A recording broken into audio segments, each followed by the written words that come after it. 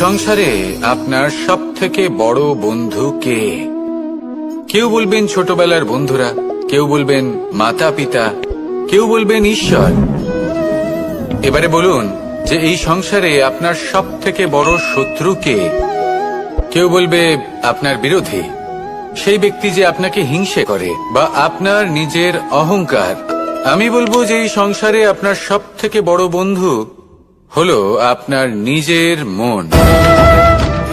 এই চঞ্চল মনকে যদি আপনি নিয়ন্ত্রণ করতে শিখতে পারেন, তাহলে এর থেকে বড় বন্ধু এই সংসারে আপনি কোথাও পাবেন না।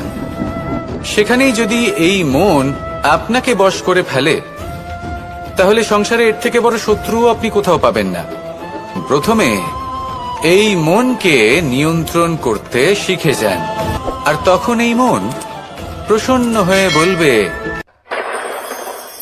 মনুষ্য জীবনের সব থেকে বেশি গুরুত্বপূর্ণ বিষয় হল মনের একাগ্রতা। এই সংসারের যে কটি মহান কার্য সম্পাদন হয়েছে তা হল মনের এই একাগ্রতার একমাত্র ফল। আপনি অবশ্যই দেখে থাকবেন, অনেক ছোট বড় নদী যা বয়ে চলে তাদের সামনে একটা বাঁধ নির্মাণ করা হয় সেই সব নদীর জল সঞ্চয় করতে। বাঁধ হয়ে গেলে প্রয়োজন মতো বা মনের ইচ্ছে মতো তাকে ব্যবহার করা সম্ভব। এবার এটাই আমাদের মনের সাথেও সম্ভব। আমাদের মনের একাগ্রতা আজকের দিনে দাঁড়িয়ে বিভিন্ন ধরনের বিকার, ক্রীড়া এবং ভোগের মধ্যে ভাগ হয়ে গেছে। একে একত্রিত করতে হবে, একটা বাঁধ নির্মাণ করতে হবে। শুধু এটাই করতে হবে, যেটা উচিত কর্ম সেটাই করুন, যেটা অনুচিত কর্ম সেটা করা থেকে নিজেকে বিরত এটাই করতে হবে। যেটা উচিত কর্ম সেটাই করুন, যেটা অনুচিত কর্ম সেটা করা থেকে নিজেকে বিরত রাখুন। ব্যাস, এই কাজটাই আপনি করতে থাকুন, করতে থাকুন। মনের মধ্যে একাগ্রতার বাঁধ নির্মাণ করুন। আর একবার যদি তা নির্মাণ হয়ে যায়, তাহলে যখন চাইবেন, যেখানে চাইবেন, যতটা চাইবেন একাগ্রতা প্রয়োগ করতে পারবেন। আর একবার যদি আপনি এটা শিখে যান, তাহলে এই সংসারকে বদলে ফেলার মতো কাজ আপনি করতে পারবেন, সমাজকে শোধরাবার মতো কাজ করতে পারবেন। তাহলে এই মনকে একাগ্র করুন আর আমার সাথে ভালোবেসে বলুন, রাধা রাধা। আমরা সবাই ফল খাই, কিন্তু আমাদের সেই ফলই প্রিয় হয় যে পরিপক্ক হয়ে ওঠে, যেটা নম্র হয়, আর যে ফল অনেক বেশি মিষ্টি আর সুস্বাদু হয়ে থাকে, যাদের রঙে বাহার দেখা যায়। সেইভাবে জীবনে আমরা নানান মানুষের সাথে পরিচিত হই, কিন্তু সেই মানুষই আমাদের মন ছুঁয়ে যায় যারা বিনম্র স্বভাবের, যাদের বাণী খুব মধুর, যাদের অন্তরে আত্মবিশ্বাসের একটা তেজ, একটা রং দেখা যায়। এবার এমন ব্যক্তি আমরা কি করে হব? ঠিক সেইভাবেই যেমন একটা ফল রোদ, বর্ষা, শীত, বায়ু এই সকল সংকটময় পরিস্থিতির সম্মুখীন হয়ে পরিপক্ক হয়ে ওঠে, সেইভাবেই মানুষ সংকটময় পরিস্থিতির সম্মুখীন হয়ে পরিপক্ক হয়ে ওঠেন। যদি এই সংকটের সম্মুখীন হন, তাহলে অভিজ্ঞ হবেন, আর এই অভিজ্ঞতাই শিক্ষা দিয়ে যাবে। এই অভিজ্ঞতা আমাদের শিখিয়ে দেয় যে আমাদের বিনম্র থাকতে হবে। অহংকার করে কোনো লাভ নেই। মধুর বাণীর যে কি মূল্য তা আমরা শিখতে পারি। এই অভিজ্ঞতাই আমাদের বুঝিয়ে দেয় যে উচিত অনুচিত কোনটা আমাদের দৃষ্টিভঙ্গি তৈরি করে, আর এই দৃষ্টিভঙ্গি দ্বারা আত্মবিশ্বাস জাগ্রত হয়। সেই জন্য জীবনে কখনো বিপদ থেকে দূরে পালাবেন না, সেগুলোর সম্মুখীন হন, অভিজ্ঞতা লাভ করুন, তার থেকে শিক্ষা লাভ করুন, এইভাবেই পরিপক্ক হবেন। আসুন আমার সাথে ভালোবেসে বলুন, রাধা রাধা। ধন সঞ্চয় করা সম্ভব, আর সেই জন্য ধন সব থেকে বেশি মূল্যবান সম্পত্তি নয়। এবার আপনি বলবেন, এ আমি কি বলছি?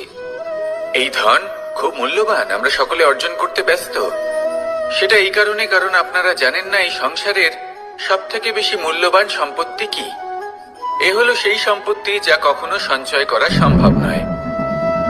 আপনার কাছে যতই ধন থাকুক, তা দিয়ে আপনি স্বাস্থ্য লাভ করতে পারেন, বাড়ি কিনতে পারেন, আদি ইত্যাদি, কিন্তু আপনি যতই ধনী হন না কেন, ফেলে আসা দিনের একটা মুহূর্ত আপনি লাভ করতে পারবেন না। এই একটা মুহূর্ত, এই সময়, এটাই হলো সংসারের সব থেকে মূল্যবান সম্পত্তি। একবার চলে গেলে তা কখনোই ফিরে আসে না। আর এই মুহূর্ত যতই চলে যাক না কেন, আমরা স্মৃতির মাধ্যমে সেগুলি যাপন করতে পারি। তার আনন্দ উপভোগ করতে পারি, আর যার সাথে আমরা সময় অতিবাহিত করেছি তার স্মৃতিতে আমরা চিরকাল জীবিত থাকতে পারি। সেই জন্য সময় সব থেকে মূল্যবান সম্পত্তি, তাকে এইভাবে নষ্ট করবেন না। প্রত্যেকটা মুহূর্ত উপভোগ করুন, আনন্দ করুন, আর ভালোবেসে বলুন রাধা রাধা। যদি কোনো সিংহ বানরের মতো গাছে চড়তে চেষ্টা করে তাহলে কি হবে? একটা মাছ যদি মাটিতে হাঁটতে চেষ্টা করে তাহলে কি হবে? তারা বিফলই হবে। কিন্তু এরকম কেন হয়? তার কারণ হলো প্রকৃতির রচনা কিছুটা এরকম। এখানে প্রত্যেকটি ব্যক্তিকে, প্রত্যেকটি প্রাণীকে আলাদা আলাদা গুণের অধিকারী করা হয়েছে এবং সকলকে একটা সীমাও প্রদান করা হয়েছে। এবার এই যে বৃক্ষ, পশু, পাখি, এদের মধ্যে সেই ক্ষমতাই নেই যে এরা নিজেদের যাচাই করতে পারবে, নিজেদের সীমাগুলো বুঝতে পারবে, নিজেদের সদ্গুণগুলো চিনতে পারবে। এরা সেটা করতে পারবে না। কিন্তু মানুষ তো আলাদা। মানুষের কাছে সেই বিশেষ শক্তি আছে যে তারা পূর্ণরূপে নিজেদের যাচাই করতে পারবে, নিজেকে পূর্ণরূপে বুঝতে পারবে, নিজের দোষ, নিজের অপগুণ, নিজের সদ্গুণ, নিজেদের সীমাগুলো তারা বুঝতে পারবে। আর এটা অত্যন্ত গুরুত্বপূর্ণ। কথায় আছে যে যদি সাফল্য লাভ করতে হয় তাহলে নিজেকে যাচাই করে নিতে হবে। তাই নিজেকে যাচাই করুন, নিজের সাথে পরিচিত হয়ে যান এবং জীবনে কর্ম করতে থাকুন। সাফল্যের শিখরে অবশ্যই পৌঁছে যাবেন। আর ওখানে যদি যান তাহলে এই মন প্রসন্ন হয়ে অবশ্যই বলবে রাধা রাধা। বনের মধ্যে যদি আপনি কোনো বিষাক্ত সাপ দেখেন তাহলে কি করবেন? আপনি তখনই তার থেকে দূরে পালাতে চেষ্টা করবেন। আর এটা কেন করবেন? নিজের রক্ষার্থে। এই কথা আমি নয় মেনে নিলাম, কিন্তু নিজের জীবনে এটা করেন না কেন? আপনি যেখানেই যান, যে স্থানেই যান না কেন, প্রত্যেক সময়, প্রত্যেক মুহূর্তে এমন বিষাক্ত সাপ আপনি অবশ্যই খুঁজে পাবেন। আর সেই সাপ নয় যাদের আপনি বনে খুঁজে পাবেন, এরা হলো সেই সাপ যা আপনাকে পাপ করতে বাধ্য করবে।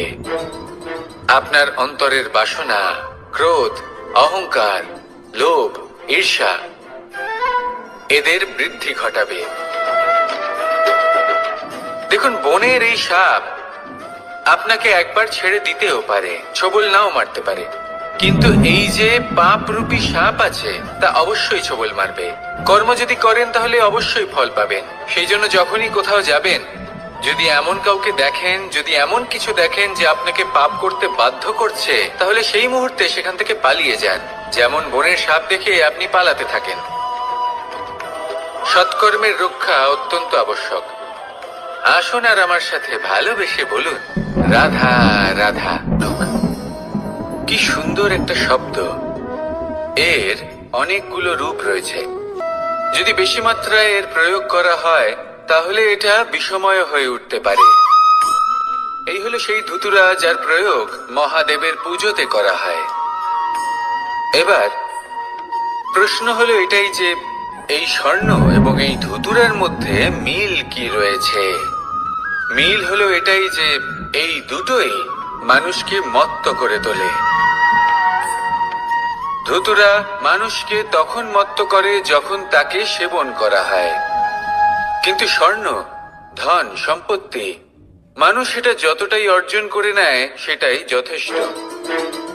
এই স্বর্ণ মানুষের ভাবনা চিন্তা করার ক্ষমতাকে বশ করে ফেলে।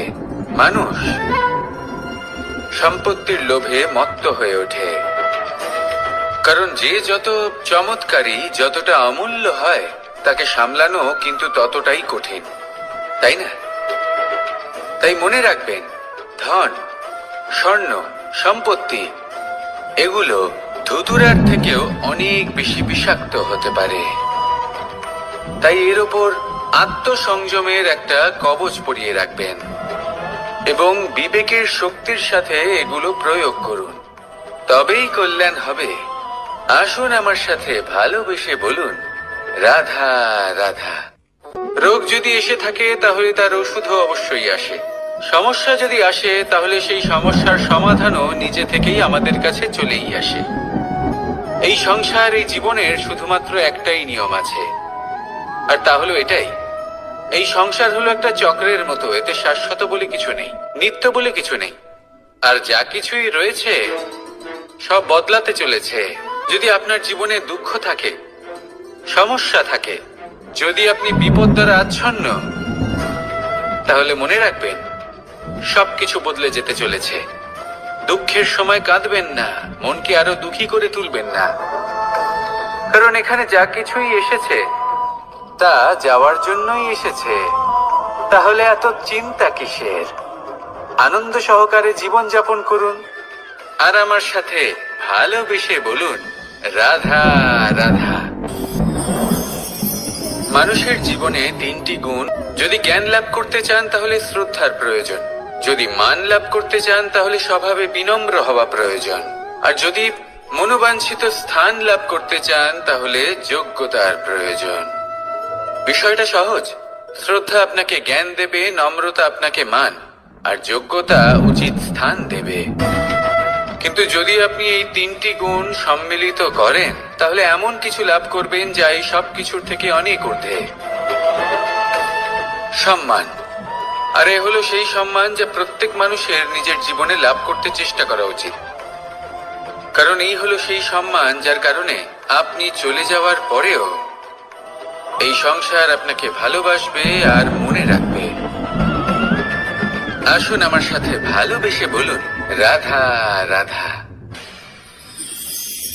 জীবনে গতি অত্যন্ত গুরুত্বপূর্ণ, মতিও হলো গুরুত্বপূর্ণ, এবং তার থেকেও বেশি গুরুত্বপূর্ণ হলো সঙ্গতি। একটা জলের ফোঁটা, তার মধ্যে গতি থাকে, প্রকৃতির মধ্যে তা লাভ করার ইচ্ছে নিহিত থাকে, কিন্তু এই যে সঙ্গতি তা নির্ধারিত করে যে এই জলের ফোঁটা ঝিনুকের মুখে পড়ে মুক্ততে পরিণত হবে নাকি বিষাক্ত সাপের মুখে পড়ে বিষে পরিণত হবে।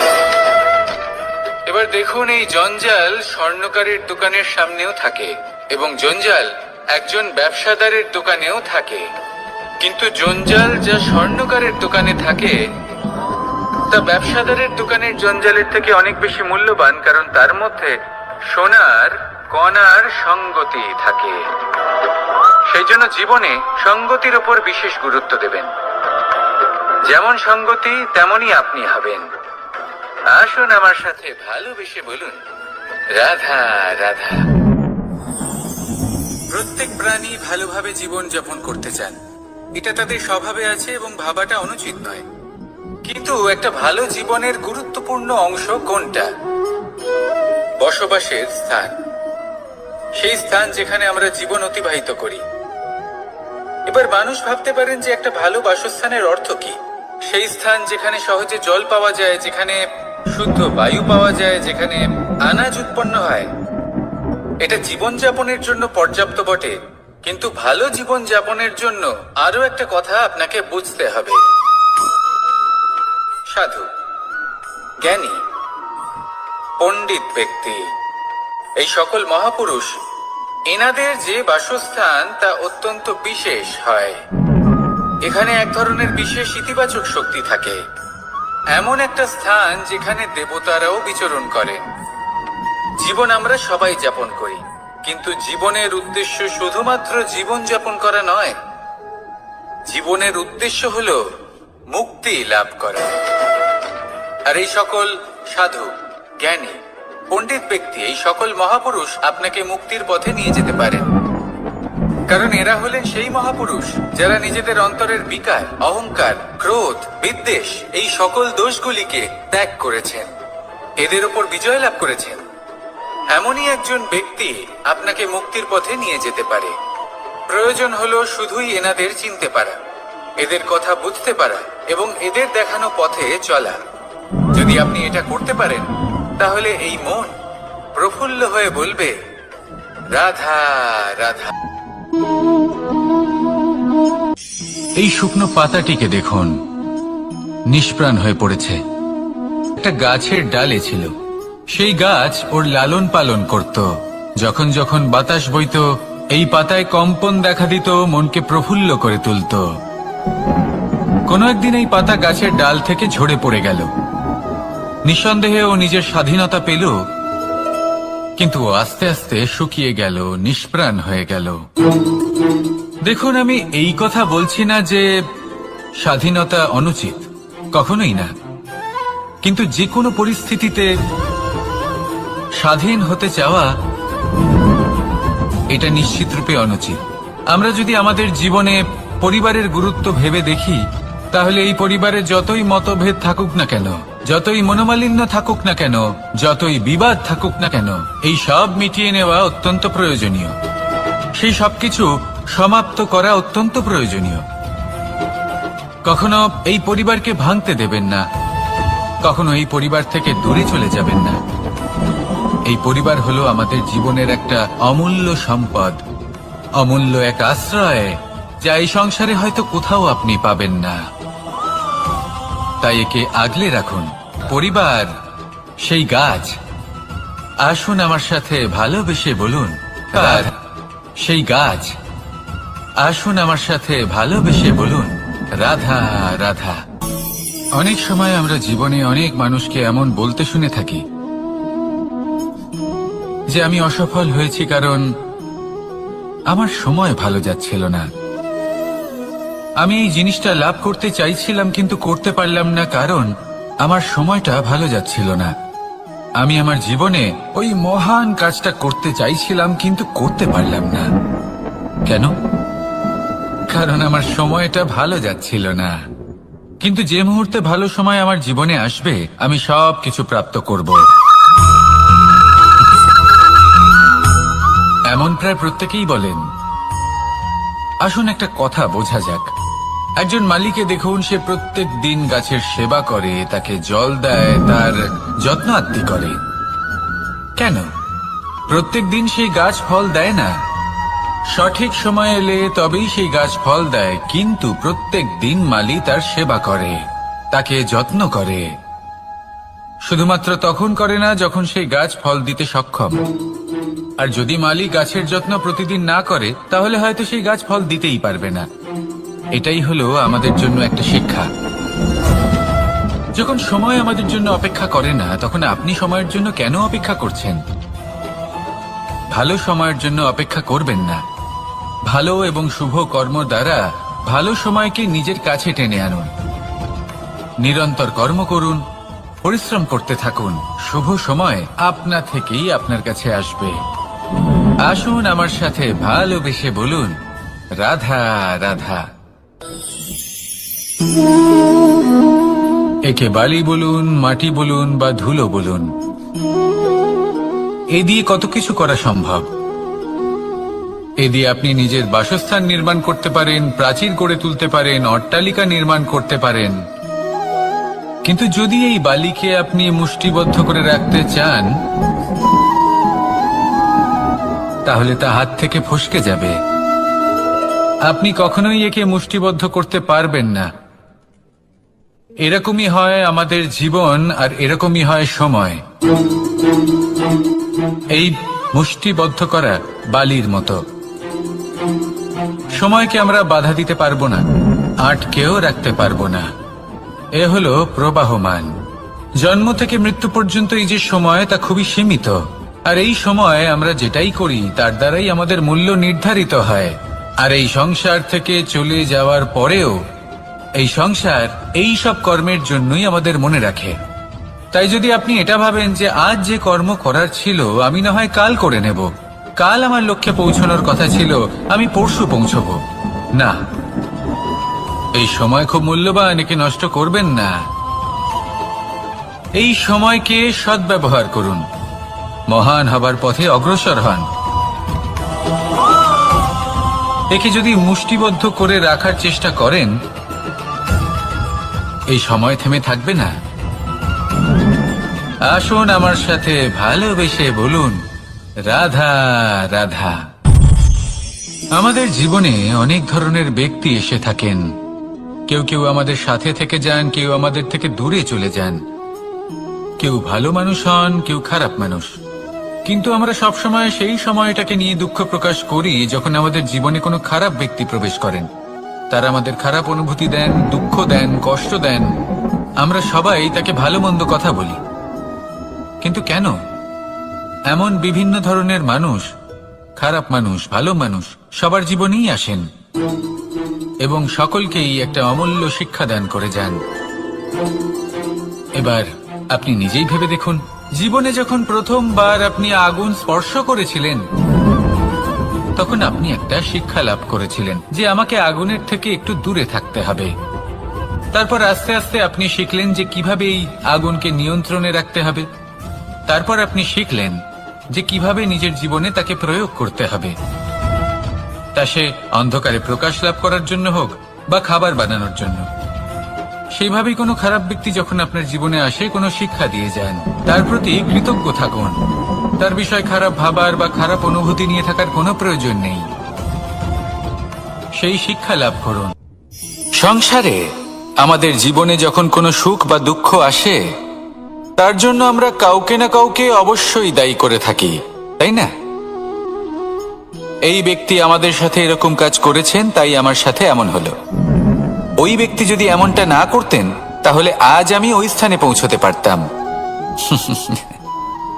সবই আপনার দৃষ্টিভঙ্গির ওপর নির্ভরশীল, আর যদি আপনার দৃষ্টিভঙ্গি এমন হয়, তাহলে তা অনুচিত। সত্যি কথা বলতে, এই সংসারে ভিন্ন ভিন্ন ধরনের মানুষ আছে।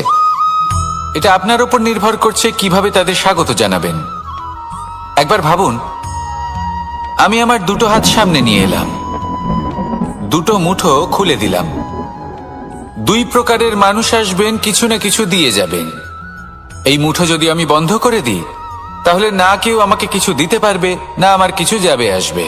নিশ্চয়ই বুঝতে পারছেন এই দুই ধরনের ব্যক্তি কারা এবং তারা কি দিয়ে যান। আমি যদি নিজের মুঠো খুলে দিই, তাহলে কিছু ভালো মানুষ আসবেন, আমাকে আনন্দ, সন্তুষ্টি, জ্ঞান প্রদান করে যাবেন, ভালো অভিজ্ঞতা দিয়ে যাবেন। কোনো খারাপ ব্যক্তি যদি আসেন, তাহলে তিনিও খারাপ অভিজ্ঞতা দেবেন, যার থেকে আমি শিক্ষা লাভ করব। এই সব কিছু আমি লাভ করতে পারি। মুঠো যদি বন্ধ করে রাখি, তাহলে আমি কিছুই পাবো না। দেখুন, এই সংসারে প্রত্যেকের জীবনে এইরকম। প্রত্যেকের জীবনে সবকিছুই আছে, ভালো খারাপ দুই মানুষই আছে। ভালো অভিজ্ঞতা আছে, খারাপ অভিজ্ঞতা আছে। নির্ভর করছে আপনার উপর যে আপনি কি করবেন। এনাদের স্বাগত কিভাবে জানাবেন, কার থেকে কি বুঝবেন, কি শিখতে পারবেন, আর কোন দৃষ্টিভঙ্গি নিয়ে অগ্রসর হবেন। এটাই নির্ধারণ করবে যে আপনার জীবন কেমন হবে। আসুন আমার সাথে ভালোবেসে বলুন, রাধা। সে বুঝতে পারে যে সেই হিরে আদৌ তার শোভাবর্ধন করছে কিনা, তাকে ভালো দেখাচ্ছে কিনা, প্রসাধনের জন্য সেটা ব্যবহার করা ঠিক হবে কিনা। অর্থাৎ হীরের উপস্থিতিতে দর্পণের গুরুত্ব কম হলো না, দর্পণের কারণে হীরের মূল্য বোঝা গেল। আমাদের জীবনেও ঠিক এরকমই ঘটে। আপনারা যদি সংসারে নিজের আশেপাশে দেখেন, এমন অনেক মানুষ দেখতে পাবেন যারা নিজেদের ক্ষেত্রে মহান স্থানে পৌঁছেছেন, নিপুণ এবং শ্রেষ্ঠ হয়েছেন, তাহলে নিজেকে ছোট মনে করবেন না। আসুন আর আমার সাথে ভালোবেসে বলুন, রাধা রাধা। মানুষ জন্মগ্রহণ করে, তার সাথে ভয়েরও জন্ম হয়। ছোটবেলা থেকেই আমাদের মনে কোনো না কোনো প্রকারের ভয় থেকেই যায়। কেউ এই বিষয়ে ভয় পায় যে তার কোনো বস্তু তার থেকে দূরে চলে যাবে। কেউ এই বিষয়ে ভয় পায় যে আমি নিজেকে হারিয়ে ফেলব। কেউ এই ভেবে ভয় পায় যে আমার প্রিয়জনেরা তারা যেন আমার থেকে দূরে না চলে যায়। কেউ এই ভেবে ভয় পায় যে আমরা যেন পথ না হারিয়ে ফেলি, আদি ইত্যাদি। কিন্তু সত্যি কথা বলতে, ভেবে দেখুন এই ভয় বাস্তবে কি? শুধুই একটা মনস্থিতি, আর কিছুই নয়। যা কিছু আপনি জীবনে পেয়েছেন তা একদিন আপনাকে হারাতে হবে। এই জীবন হলো আপনারই, কিন্তু তাও একদিন সমাপ্ত হবে। তাই ভয় পেয়ে কি লাভ? এই ভয় শুধু আপনাকে জীবন যাপন করা থেকে বাধা দিচ্ছে, আর কিচ্ছু নয়। পথ হারিয়ে ফেললেই বুঝতে পারবেন যে নতুন পথ কিভাবে বানাতে হয়। কিছু মানুষকে জীবন থেকে হারালে তবেই আপনি বুঝবেন যে আপনার আপনজনকে। এই ভয়ের কারণে ভীত হয়ে থাকবেন না। এই তারা নক্ষত্র অন্ধকারের অভাবে গুরুত্ব হারায়। শিবকেও মহাদেব হওয়ার জন্য বিষ পান করতে হয়েছিল। প্রত্যেক পরিস্থিতি, প্রত্যেক সাফল্য আপনার পরীক্ষা নেবে, তাতে উত্তীর্ণ হওয়া হলো আপনার কর্ম। যখনই আপনি ভয় পাবেন বা সংকটের সম্মুখীন হবেন, তখন সাহসের সাথে তার সম্মুখীন হন। মনে রাখবেন, যে সম্মুখীন হতে জানে সাফল্য তার সাথে সবসময় থাকে। আসুন আর আমার সাথে ভালোবেসে বলুন, রাধা রাধা। এই সংসারে সব থেকে বেশি কোমল বস্তু হলো রেশম। এই রেশম এতটাই কোমল হয় যে এর পুরো একটা থান শুধুমাত্র একটা হাতে ধরা সম্ভব। কখনো ভেবে দেখেছেন এই রেশম কিভাবে হয়? একটি কীট তার লালার দ্বারা উৎপন্ন হয়। এই কীট সেই রেশমকে পাক দিতে থাকে, পাক দিতেই থাকে আর আস্তে আস্তে তার মধ্যেই জড়িয়ে পড়ে। শেষে ওর এই সুন্দর অমূল্য সৃষ্টি রেশমের এই সুতো তার নির্মাণ কার্য পূর্ণ হয়, কিন্তু তাতেই ও নিজে বন্দী হয়ে যায়। নিজেরই মায়াজালের এই বন্দী গৃহে নিজেই ফেঁসে যায়। এবার এই সুতোকে ব্যবহারযোগ্য করে তোলার জন্য এই কীটগুলিকে এই কবচের সাথেই ফুটন্ত জলে ফেলে দেওয়া হয়। এই সংসারে যদি আমাদের স্বপ্ন এই সংসারের দুঃখ হরণ করার জন্য, এই সংসারে সুখ বিতরণ করার জন্য হয়, এই মায়াজালে আমরা নিজেই ফেঁসে যাব। আর শেষে আমরা যদি কিছু লাভ করি তা হবে একাকিত্ব, অন্ধকারময় মৃত্যু। তাই স্বপ্ন অবশ্যই দেখুন, কিন্তু এমন ভাবে স্বপ্ন দেখবেন না যে তার এই বন্দিগৃহে আপনি নিজেই ফেঁসে গেলেন। স্বপ্ন দেখুন পরোপকারের, পরমার্থের, সবাইকে উদ্ধারের, অন্ধকারের নয়। তবেই কল্যাণ হবে, আর তবেই এই হৃদয় প্রসন্ন হয়ে বলবে, রাধা রাধা। মানুষ যখন এই সংসারে প্রবেশ করে, অর্থাৎ জন্মগ্রহণ করে, তখন নিশ্চিন্তে থাকে, আনন্দে থাকে। কিন্তু যেই মাত্র তার মধ্যে বোধশক্তি আসে, তখন সে চিন্তা করতে শুরু করে। চিন্তা ভবিষ্যতের, সেই সমস্ত বিষয় নিয়ে চিন্তা করে যা ওর হাতে নেই। তারপর বড় হয়, বিবাহ সম্পন্ন হয়, গৃহস্থ জীবন যাপন করে, তারপর আবার চিন্তায় মগ্ন হয়ে যায়। ভাবে, এই যে আমার পরিবার, আমি কি ঠিকমতো তার খেয়াল রাখতে পারছি? কাল যখন আমি এই সংসার থেকে চলে যাব, তখন আমার এই পরিবারের দেখাশোনা কে করবে? শেষ পর্যন্ত এই পরিবার তো আমারই উত্তরদায়িত্ব। যাক, আপনাকে একটা প্রশ্ন করি। এই সংসারে আসার পূর্বে আপনি কি এই প্রশ্ন করেছিলেন, এটা ভেবেছিলেন যে আমাকে ছাড়া এই সংসার কিভাবে চলবে? করেননি, তাই তো? তাই আপনার এটা নিয়ে দুশ্চিন্তা করার প্রয়োজন নেই যে আপনি যখন এই সংসার ত্যাগ করে চলে যাবেন তখন কি হবে। আপনি যখন ছিলেন না তখনও এই সংসার চলছিল, আপনি যখন এই সংসার ত্যাগ করবেন তখনও এই সংসার চলতে থাকবে। যদি কোনো বিষয়ের প্রভাব থাকে তা হলো আপনার আজকের তথা বর্তমানের কর্ম, অর্থাৎ আজ আপনি কি করছেন, কার জন্য মঙ্গল করছেন, কাকে প্রেরণা দিচ্ছেন, কাকে সাহায্য করছেন, কোন উদাহরণ প্রস্তুত করছেন। আপনি এই সংসারে যে ছবি অঙ্কন করবেন, সংসার সেটাই মনে রাখবে। তাহলে শুধু সৎকর্ম করুন, মঙ্গল করতে থাকুন, আর আমার সাথে ভালোবেসে বলুন, রাধা রাধা। একবার একটা শেয়াল বনে বিচরণ করছিল। ও একটা ছোট্ট শাবক দেখতে পেল। ও ভাবলো, আজ একেই আমি খাবার হিসেবে গ্রহণ করব। আশেপাশে দেখলো কেউ দেখছে না তো, কেউ ছিল না, আর সেই শাবকের ওপর আক্রমণ করলো, যা হলো একটা ঘোর অপরাধ। বনের নিয়ম অনুসারে আপনি কখনোই শাবকের ওপর আক্রমণ করতে পারেন না। তারপর এই খবরটা যখন রাজা সিংহ জানতে পারলেন, সভার আয়োজন করলেন। কিন্তু সেখানে শেয়াল বলল, আমি তো এরকম কিছু করিনি।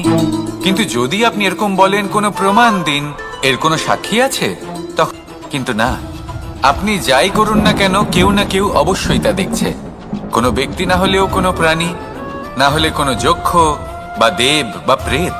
যদি এনারা কেউ না দেখেন, তাহলে ধরিত্রী মাতা দেখেন, যেখানে দাঁড়িয়ে আপনি সেই কর্ম করছেন, তাই না? তাই একটা কথা সবসময় মনে রাখবেন, কে দেখছেন কে দেখছেন না সেই বিষয়ে ভাবা ছেড়ে দিন। এটা খুব সহজ কথা।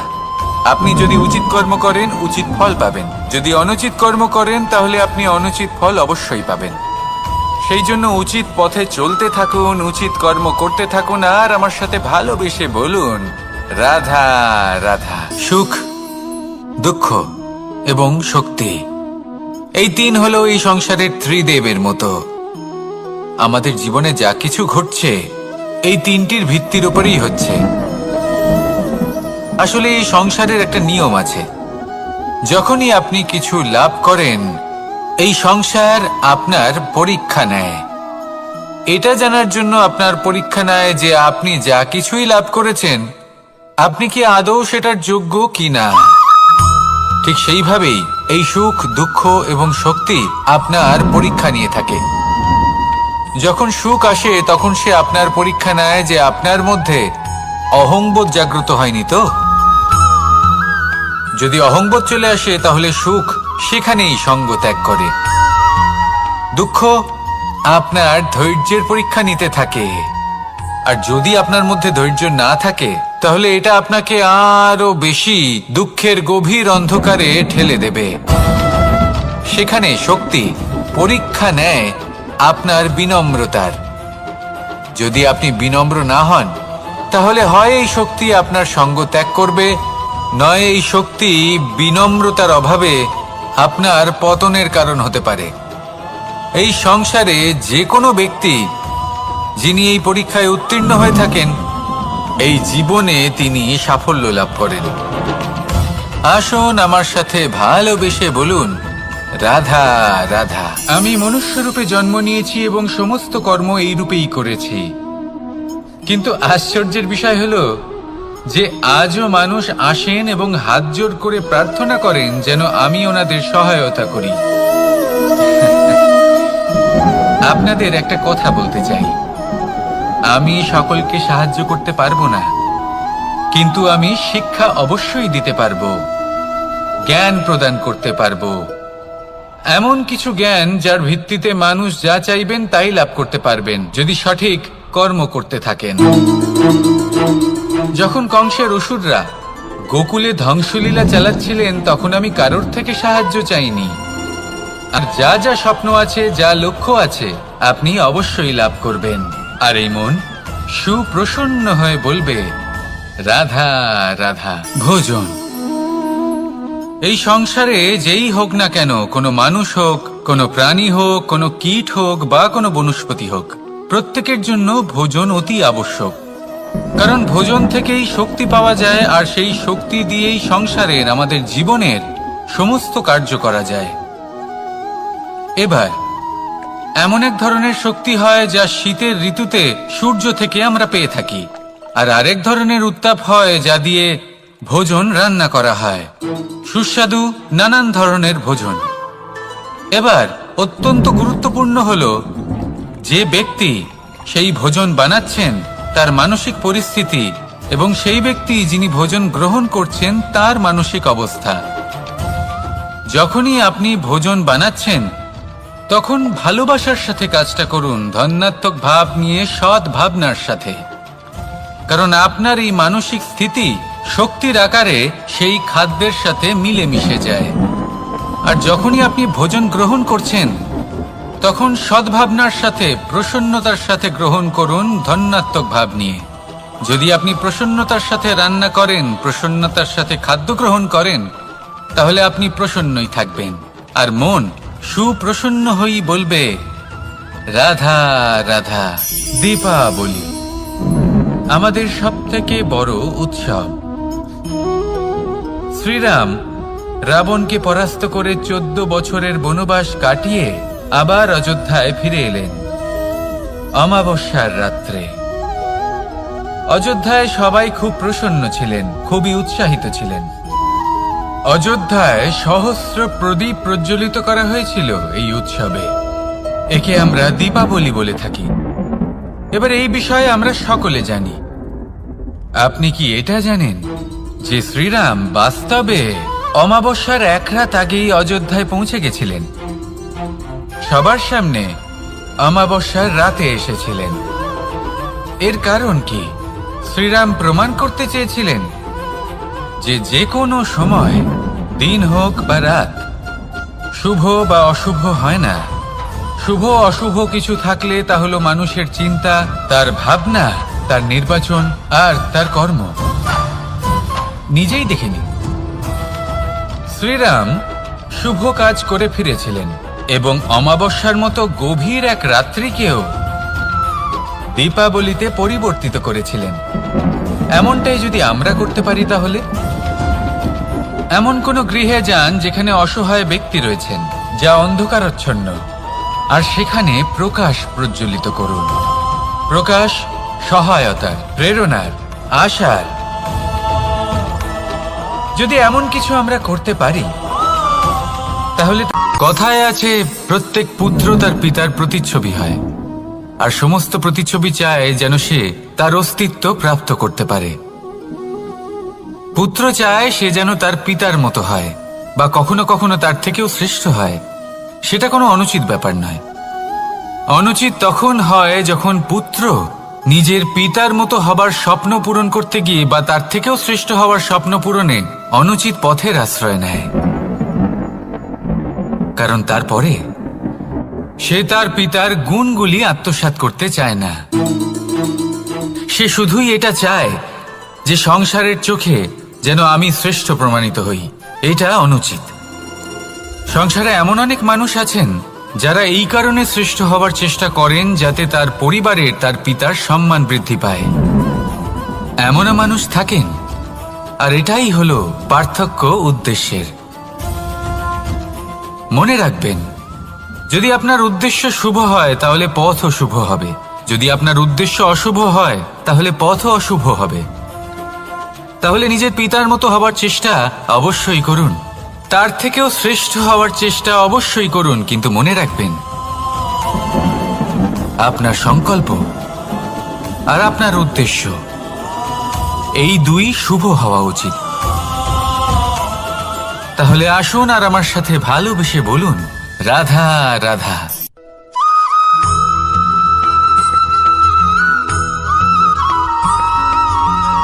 পিতা আর পুত্রের সম্পর্ক অত্যন্ত মধুর হয়ে থাকে।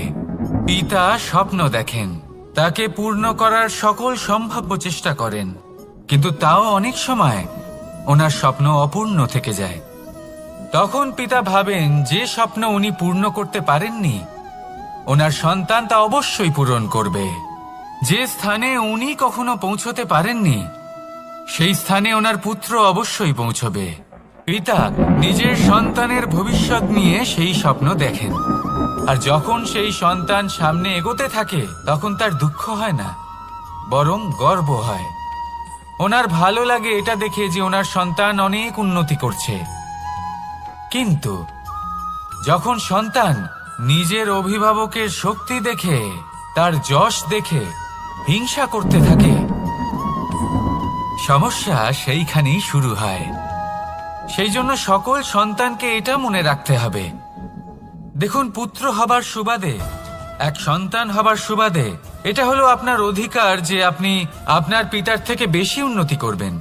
আপনার পিতাও এটাই চান, কিন্তু সুস্থভাবে এটা করুন।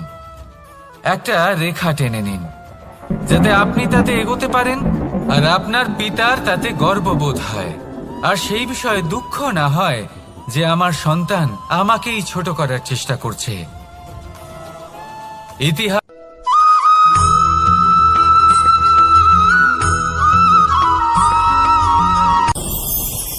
ভয়ের সাথে আমরা সবাই পরিচিত, কষ্টও আমরা সবাই পেয়েছি। কখনো কখনো আমরা অসুস্থ হয়ে পড়ি, আর এমন সময় হলে মাতার মমতা, কখনো বাবার স্নেহ, কখনো বন্ধুদের পাশে থাকার অনুভূতি আমাদের রোগ নিরাময়ে সাহায্য করে। কখনো যদি আমরা নিরাশ হয়ে পড়ি, তখন যদি আমাদের কোনো আপনজন আমাদের দুটো ভালো কথা বলে, তখন আমাদের মনোবল বেড়ে যায়।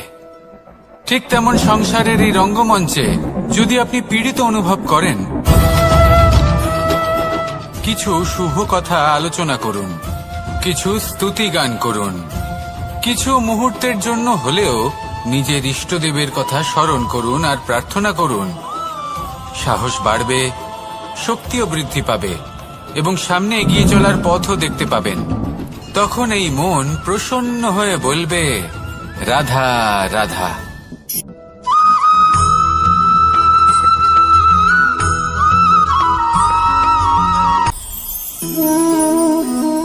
শক্তি এক অত্যন্ত বিচিত্র বস্তু, বা বলতে পারেন অনুভূতি। পিতা সবসময় চান যেন তিনি তার শক্তি পুত্রকে। আসুন আপনাকে সহজে বোঝাই। যদি আপনি সুপাত্র হন আর আপনাকে শক্তি দেওয়া হয়, তাহলে আপনি সেই শক্তির গুরুত্ব বুঝবেন, কোথায় সেই শক্তি প্রয়োগ করা উচিত সেটা বুঝবেন। আর এটা যেহেতু অর্জন করা শক্তি হবে, সেই শক্তির অপব্যবহার হবে না। কিন্তু যদি এই আপনি কুপাত্র হন আর যদি আপনাকে এই শক্তি দেওয়া হয়, তাহলে কি হবে? দেখতে গেলে এই শক্তি আপনি দান হিসেবে পেয়েছেন, তাই না আপনি এই শক্তির গুরুত্ব বুঝবেন আর না এর প্রয়োগ আপনি জানবেন। তার অপব্যবহার হওয়া সুনিশ্চিত। তাই যদি আপনি কোনো শক্তি অর্জন করতে চান, তাহলে আগে তার যোগ্য হয়ে উঠুন। পুত্র নয়, পাত্র হয়ে উঠুন। আর আমার সাথে ভালোবেসে বলুন, রাধা রাধা।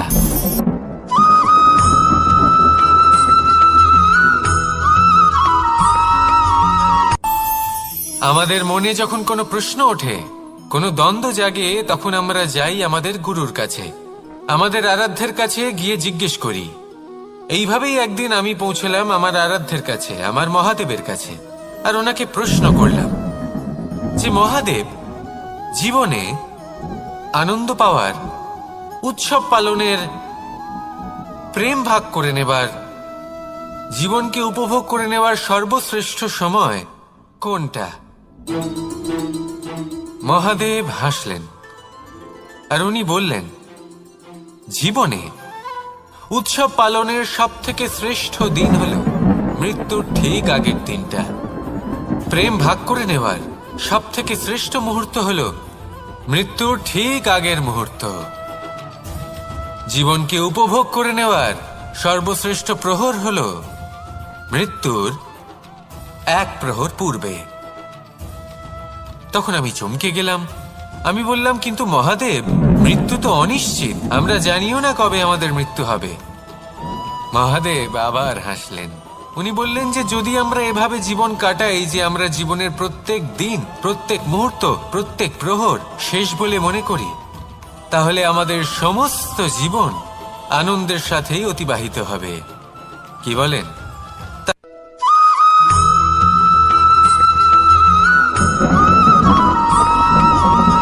এই সংসারের সব থেকে গুরুত্বপূর্ণ তত্ত্ব কোনটা?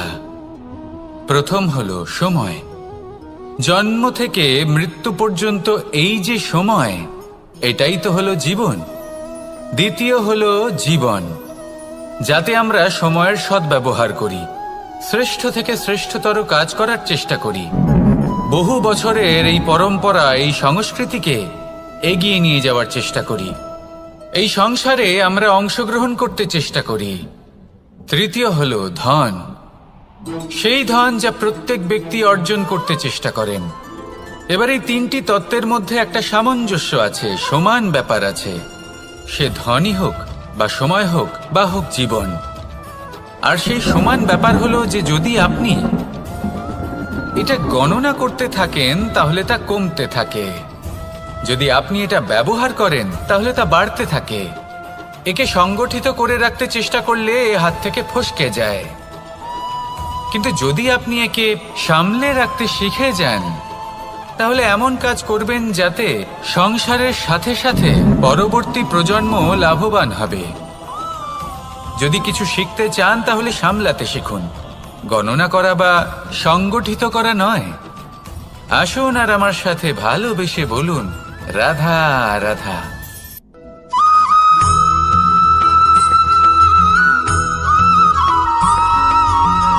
যখন আমরা কোনো বনে প্রবেশ করি, তখন এই সবুজ ঘাস দেখে, এই কোমল ঘাস দেখে আমাদের মন প্রফুল্ল হয়ে ওঠে। ভিন্ন ভিন্ন প্রজাতির ফুল, ভিন্ন ভিন্ন রঙের ফুল দেখে এই মন আনন্দে ভরে ওঠে। এখানে শিশুরা আনন্দ লাভ করে, বড়রা ভোজন গ্রহণ করেন, কথাবার্তা বলেন, হাঁটাহাঁটি করে বেড়ান। এবার ভেবে দেখুন, যখন এই উপবনের নির্মাণ হয়েছিল, সেই সময় যদি এই মাটিকে সঠিকভাবে খনন না করা হতো, যদি তাতে সঠিকভাবে বীজ রোপণ না করা হতো, যদি কোনো সংঘর্ষ না হতো, পরিশ্রম না করা হতো, যদি চলতে চলতে পায়ে কাঁটা না বিঁধে যেত, তাহলে এই সুন্দর বন দেখে আমরা কি এই আনন্দ লাভ করতে পারতাম? কখনোই নয়। ধরুন কোনো নদীর তটে সুন্দর একটি বন আছে, সেই বনের আনন্দ লাভ করতে গেলে আপনাকে সেই নদী পার করতেই হবে। যদি সুখের নদীর কাছে পৌঁছতে চান তাহলে তটে যে কাঁটা রয়েছে সেগুলোর সাথে সংঘর্ষ করতেই হবে। এই সংসারে যদি আপনি সুখ লাভ করতে চান তাহলে সুখ লাভের এই যাত্রা শুরু করতে হবে সংঘর্ষ দ্বারা। তাহলে সংঘর্ষকে স্বাগত জানান, এর পেছনেই সুখ রয়েছে যা আপনার জন্য অপেক্ষা করছে। এবার হাসুন আর আমার সাথে ভালোবেসে বলুন, রাধা।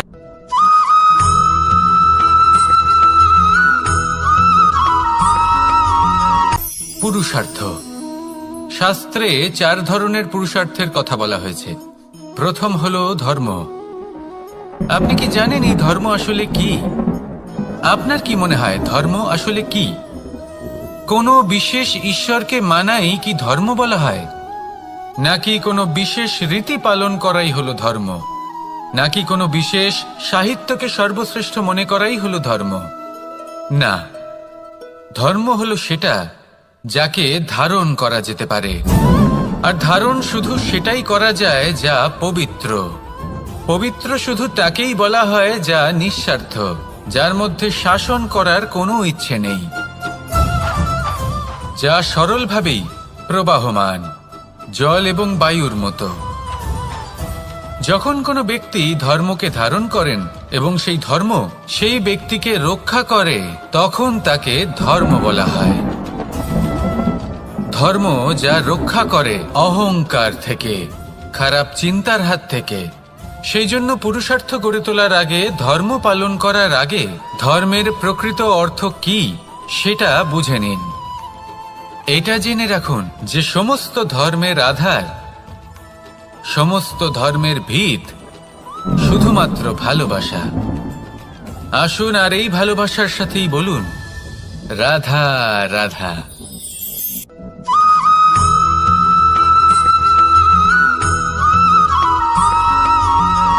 মানুষের মানসিকতা এমন হয় যে সে যতটা করে আশা করে যে তার থেকে অনেক বেশি তার বদলে সে পাবে।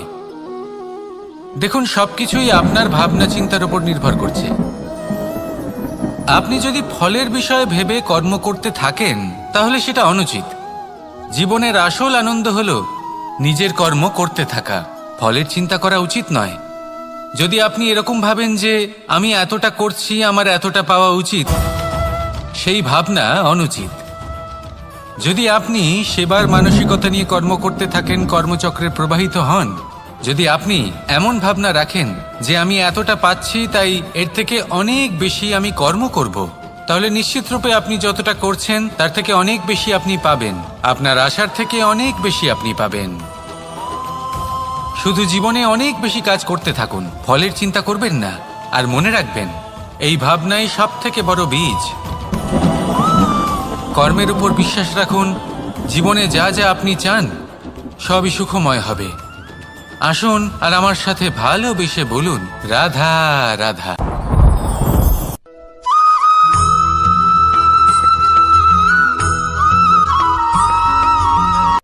সংসারে আমাদের জীবনে যখন কোনো সুখ বা দুঃখ আসে, তার জন্য আমরা কাউকে না কাউকে অবশ্যই দায়ী করে থাকি, তাই না?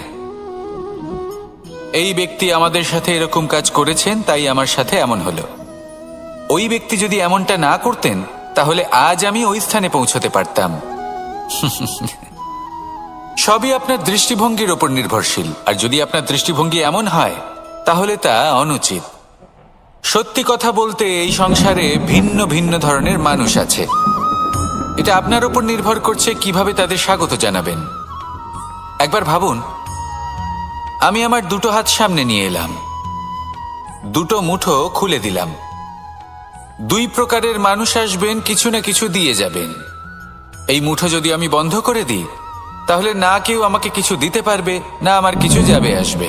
নিশ্চয়ই বুঝতে পারছেন এই দুই ধরনের ব্যক্তি কারা এবং তারা কি দিয়ে যান।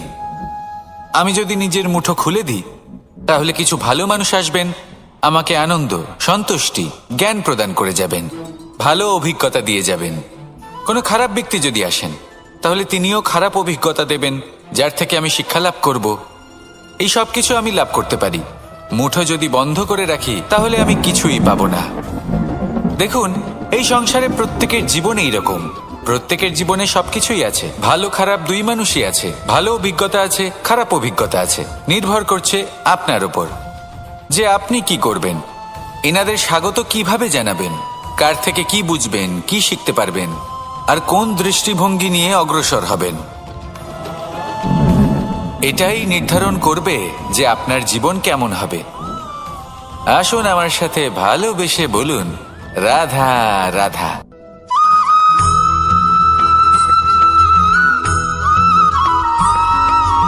ফিরে আসছিলেন এবং তাদের ফেরার পথে হঠাৎ করে কোথাও থেকে একটি বাছুর চলে এলো। এই দুই বোন ভয়ভীত হয়ে গেলেন আর তাদের হাত থেকে সেই আটা পড়ে গেল, মাটিতে মিশে গেল। এবার এই পুরো ঘটনাক্রমে যদি কারোর বিন্দুমাত্র লাভ হয়ে থাকে, বিন্দুমাত্র আনন্দ পেয়ে থাকে, তাহলে সে কে? সেই ছোট বোন, যিনি মাঝে মাঝেই গমের দানা তুলছিলেন এবং খাচ্ছিলেন। কিছুটা হলেও উনি আনন্দ লাভ করেছিলেন। এবার এরকমই হলো আমাদের জীবনে ভক্তি এবং ভালোবাসা সংক্রান্ত বিষয়। মানুষ নিজের জীবনের দৈনিক কাজে এতটাই ব্যস্ত হয়ে পড়েন, প্রত্যেকদিন শুধু কাজ কাজ কাজ কাজ করতে থাকেন, আর তাতে ভক্তি এবং ভালোবাসার জন্য সময় বার করতেই পারেন না। দেখুন, জীবনে ভক্তি আর প্রেমের এই যে ছোট ছোট মুহূর্ত আছে, এগুলো যদি আপনি যাপন করতে পারেন তাহলে তাতেই আপনি তৃপ্তি লাভ করবেন। বাকি সবই আপনার ব্যর্থ বলেই মনে হবে। জীবনে যখনই আপনি কোনো কাজ করবেন, ঈশ্বরের প্রতি সমর্পিত হয়ে সেই কাজ করুন। আর যখনই সময় পাবেন, তাহলে সেই সময় নিজের আপনজনদের দিন। যাদের আপনি ভালোবাসেন তাদের প্রতি যত্নবান হন, তাদের শুভাকাঙ্ক্ষী হন। এই প্রেম আর ভক্তির ছোট ছোট মুহূর্তগুলো আপনার জীবনকে চরিতার্থ করে তুলবে। আসুন আমার সাথে ভালোবেসে বলুন, রাধা রাধা।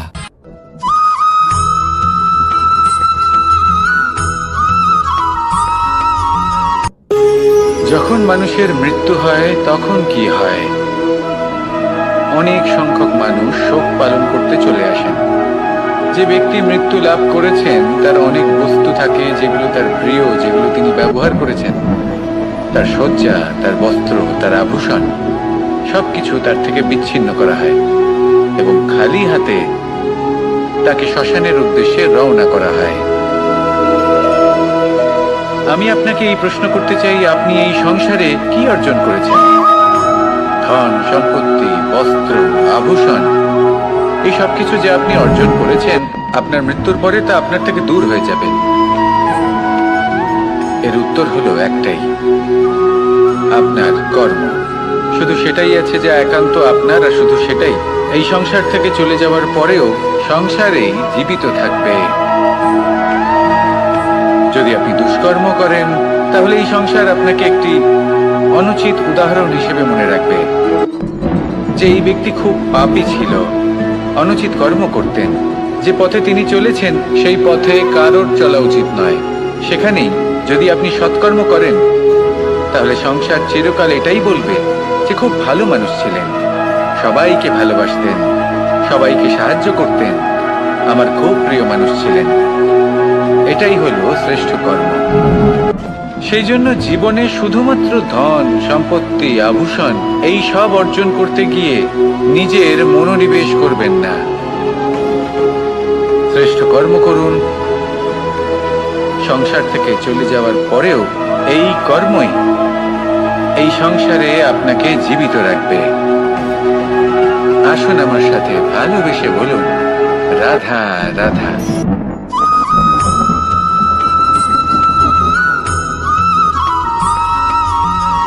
পুরুষার্থ। শাস্ত্রে 4 ধরনের পুরুষার্থের কথা বলা হয়েছে। প্রথম হলো ধর্ম। আপনি কি জানেন এই ধর্ম আসলে কি? আপনার কি মনে হয় ধর্ম আসলে কি? কোনো বিশেষ ঈশ্বরকে মানাই কি ধর্ম বলা হয়? নাকি কোনো বিশেষ রীতি পালন করাই হলো ধর্ম? নাকি কোনো বিশেষ সাহিত্যকে সর্বশ্রেষ্ঠ মনে করাই হলো ধর্ম?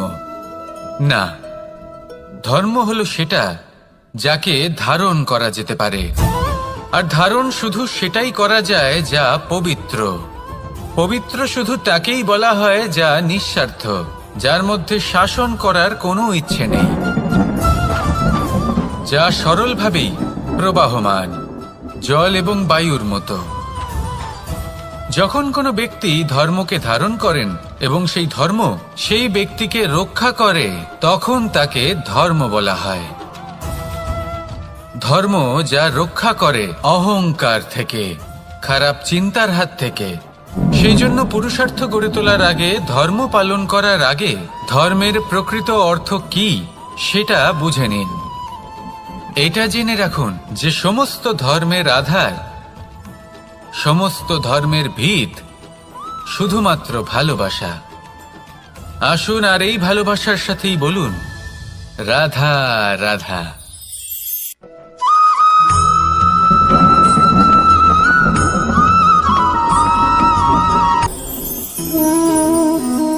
শক্তি এক অত্যন্ত বিচিত্র বস্তু, বা বলতে পারেন অনুভূতি। পিতা সবসময় চান যেন তিনি তার শক্তি পুত্রকে। আসুন আপনাকে সহজে বোঝাই।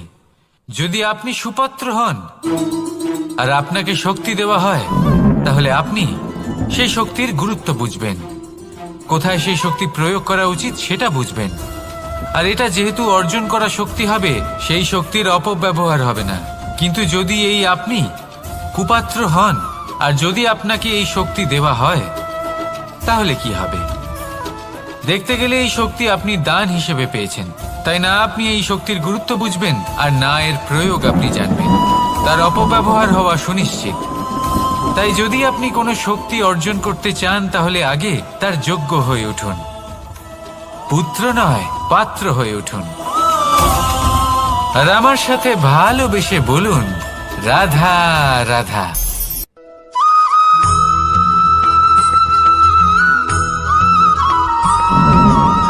কথায় আছে যে এমন কোনো অক্ষর নেই যার দ্বারা কোনো মন্ত্র হয় না। এমন কোনো বনস্পতি নেই যা নিজেই একটা ঔষধি নয়। পৃথিবীর এমন কোনো ব্যক্তি নেই যার মধ্যে কোনো যোগ্যতা থাকে না। শুধু প্রয়োজন হলো যে ব্যক্তিকে আমরা খুঁজে চলেছি তাকে সঠিকভাবে চিনে নেওয়া। যদি তার যোগ্যতা, তার বিশেষত্ব আমরা বুঝতেই না পারি, তাহলে আর লাভ কি রইল?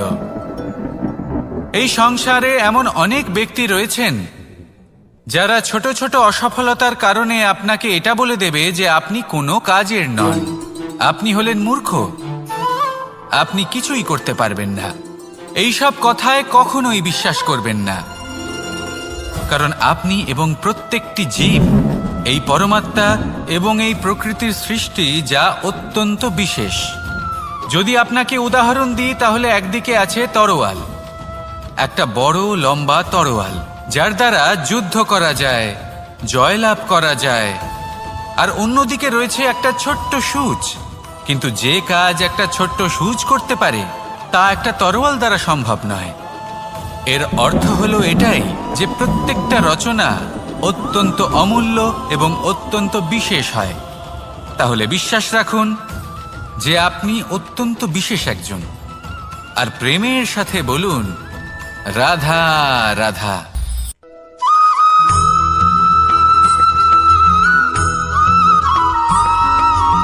মানুষের একটি সমস্যা আছে যে মানুষ সাফল্যকে মাপতে থাকেন, লক্ষ্যপ্রাপ্তিকে মাপতে থাকেন এবং তার তুলনা করতে থাকেন যে ও এত কিছু পেল আর আমি পেলাম না, ওর কাছে এত কিছু আছে কিন্তু আমার কাছে নেই। এই তুলনা করার জন্য ওনারা দুঃখী হয়ে পড়েন, নিরাশ হয়ে পড়েন। তাই আমি একটা প্রশ্ন করছি যে এটা কি উচিত? এই সংসারে আপনি কি নিয়ে তুলনা করবেন, যেখানে সূর্যদেব চন্দ্রমা দুজনেই আছেন, দুজনেই হলেন বিশেষ, দুজনেই নিজ নিজ সময়ে উদিত হন। এদের মধ্যে একজন না থাকলে তাহলে আমাদের জীবন কঠিন হয়ে পড়বে। ঠিক সেইভাবেই আপনি যদি একটা বড় রেখা অঙ্কন করেন, তাহলে অন্য রেখাটি ছোট হয়ে পড়ে না, সে তেমনই থাকে যেমনটা সে ছিল। আপনার অস্তিত্ব কখনো ছোট বা বড় হতে পারে না। শুধু তুলনা করার জন্য আপনার এটা মনে হতে পারে। যদি আপনি যুদ্ধ করতে চান, আপনার তলোয়ারের প্রয়োজন পড়বে। যদি বস্ত্র তৈরি করতে চান, এত বড় তলোয়ার দিয়ে কিছুই হবে না, তখন প্রয়োজন পড়বে একটা ছোট্ট সূচের। তাই তুলনা করবেন না, না নিজেকে ছোট মনে করবেন না অন্য কাউকে। সবার সাথে সহযোগিতা করুন, আর যদি তুলনা করতেই হয় নিজের সাথে করুন, যে কাল আমি কেমন ব্যক্তি ছিলাম, আজ কি তার থেকে শ্রেষ্ঠ হয়ে উঠতে পেরেছি। ভেবে দেখুন ভবিষ্যতে গিয়ে আপনি কতটা শ্রেষ্ঠ ব্যক্তি হতে পারেন। আসুন আমার সাথে ভালোবেসে বলুন, রাধা রাধা।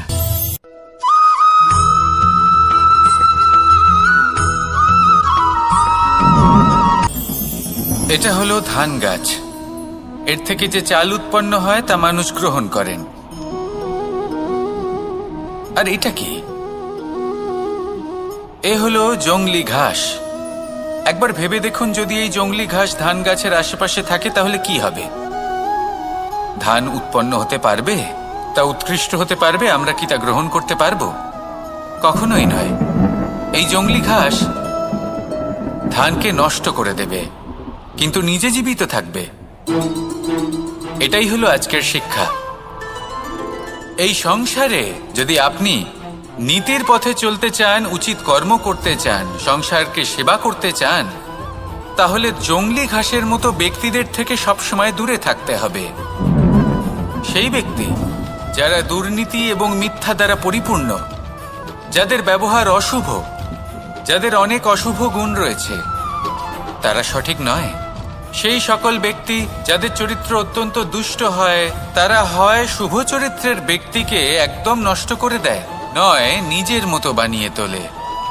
তাই যদি আপনি নীতির পথে চলতে চান, এই সংসারের জন্য শুভ কর্ম করতে চান, তাহলে সেই সঙ্গ লাভ করুন যে সঙ্গ জ্ঞানে পরিপূর্ণ, যাদের মধ্যে অনেক গুণ আছে, যাদের থেকে প্রতিদিন কিছু শিখতে পারবেন।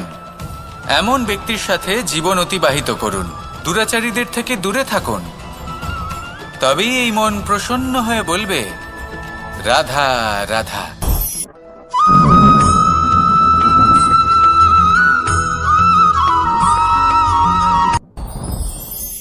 সাথী। সাথী এই শব্দটির ব্যাখ্যা কে কিভাবে করে? মিত্র, সখা, বন্ধু। কিন্তু অর্থ একটাই, তিনি যিনি আপনার সঙ্গী হন আর তিনি যার সাথী আপনি হন।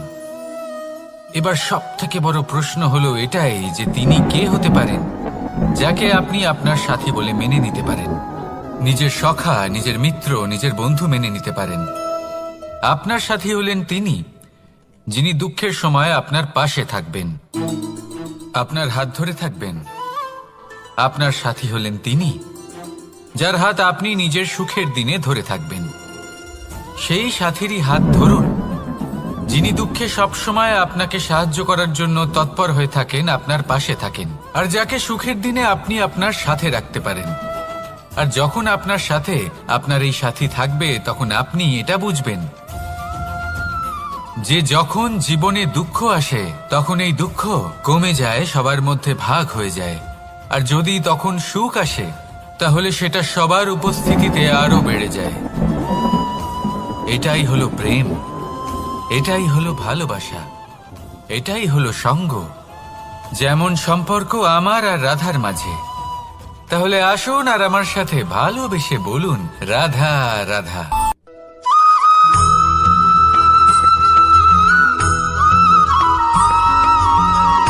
কথায় আছে, অন্ধকারে প্রদীপ প্রজ্বলিত করলে চতুর্দিক আলোকিত হয়।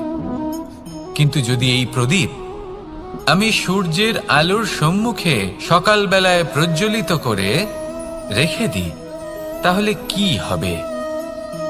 আপনি বলবেন যে এটা করে তো কোনো লাভই হলো না। সূর্যের প্রকাশের সামনে এই প্রদীপ আসলে কিছুই নয়। এবার এই চিন্তা ভাবনা প্রত্যেক দিন করতে হবে, আর একটা অমূল্য শিক্ষা পেতে হবে। মনে করুন যে আপনি মহাপুরুষের সামনে বসে আছেন, কোনো মহাজ্ঞানীর সামনে। তাহলে সেই ব্যক্তির সামনে নিজের জ্ঞানের প্রদীপ প্রজ্বলিত করবেন না, নীরব থাকুন, আর সেই ব্যক্তির সূর্যের প্রকাশের মতো জ্ঞান প্রাপ্ত করুন। যতটা পারবেন জ্ঞান লাভ করুন। যদি এমন কোনো সময়, এমন কোনো স্থানে আপনি আছেন যেখানে চতুর্দিক অন্ধকার, কারোর কাছেই জ্ঞান নেই, সেখানে নিজের জ্ঞানের প্রদীপ প্রজ্বলিত করুন। এমন করলে দুদিক থেকেই আপনার লাভ হবে। আপনার জ্ঞান প্রাপ্তিও হবে, আর জ্ঞানের সঠিক প্রয়োগও করতে পারবেন। আর এই মন প্রসন্ন হয়ে বলবে, রাধা রাধা।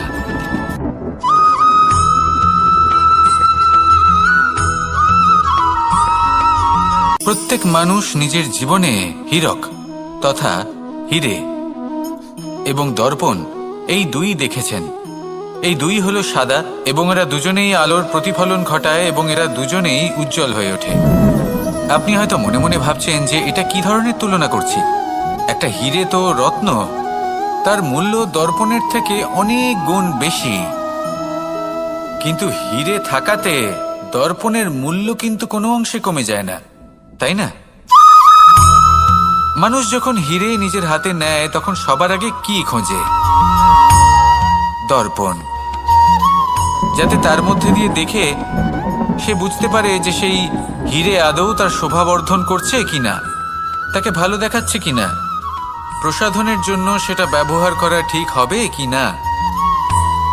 অর্থাৎ হীরের উপস্থিতিতে দর্পণের গুরুত্ব কম হলো না, দর্পণের কারণে হীরের মূল্য বোঝা গেল। আমাদের জীবনেও ঠিক এরকমই ঘটে। আপনারা যদি সংসারে নিজের আশেপাশে দেখেন, এমন অনেক মানুষ দেখতে পাবেন যারা নিজেদের ক্ষেত্রে মহান স্থানে পৌঁছেছেন, নিপুণ এবং শ্রেষ্ঠ হয়েছেন। আর তাদের মধ্যে আপনার নিজের মনে হয় যেন আপনি হলেন দর্পণ। নিজেকে ছোট মনে করবেন না। আপনার মূল্য কম হচ্ছে না, আপনার নিজস্ব মূল্য আছে। আর যদি আপনার অস্তিত্ব না থাকে তাহলে ওনাদের অস্তিত্বের মূল্য সংসার বুঝতেই পারবে না। জীবনে সবসময় চেষ্টা করবেন যাতে আপনি আরো বেশি শ্রেষ্ঠ হয়ে উঠতে পারেন। আপনি নিজে যে স্থানে আছেন সেটাকে ছোট মনে করবেন না, তারও নিজস্ব একটা মূল্য আছে। যদি আপনি হীরে হয়ে থাকেন তাহলে অহংকার করবেন না, যদি আপনি দর্পণ হয়ে থাকেন তাহলে নিজেকে ছোট মনে করবেন না। আসুন আর আমার সাথে ভালোবেসে বলুন, রাধা রাধা।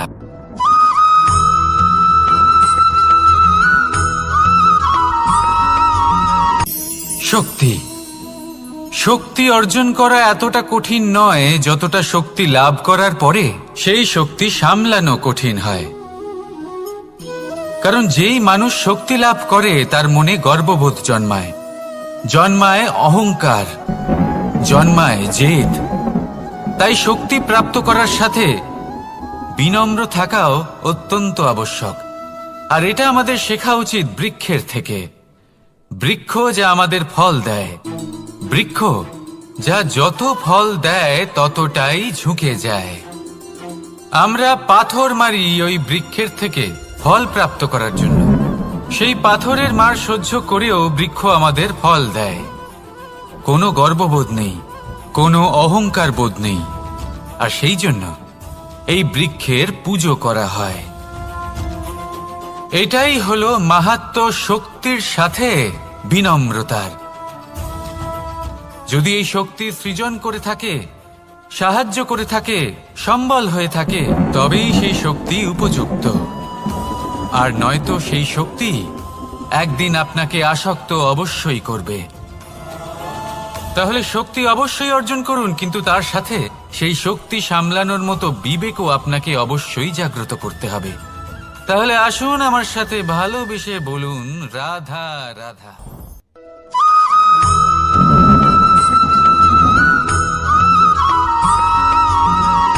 কথায় আছে, অন্ধকারে প্রদীপ প্রজ্বলিত করলে চতুর্দিক আলোকিত হয়।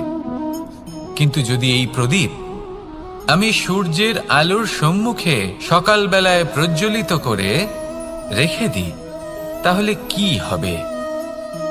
আপনি বলবেন যে এটা করে তো কোনো লাভই হলো না।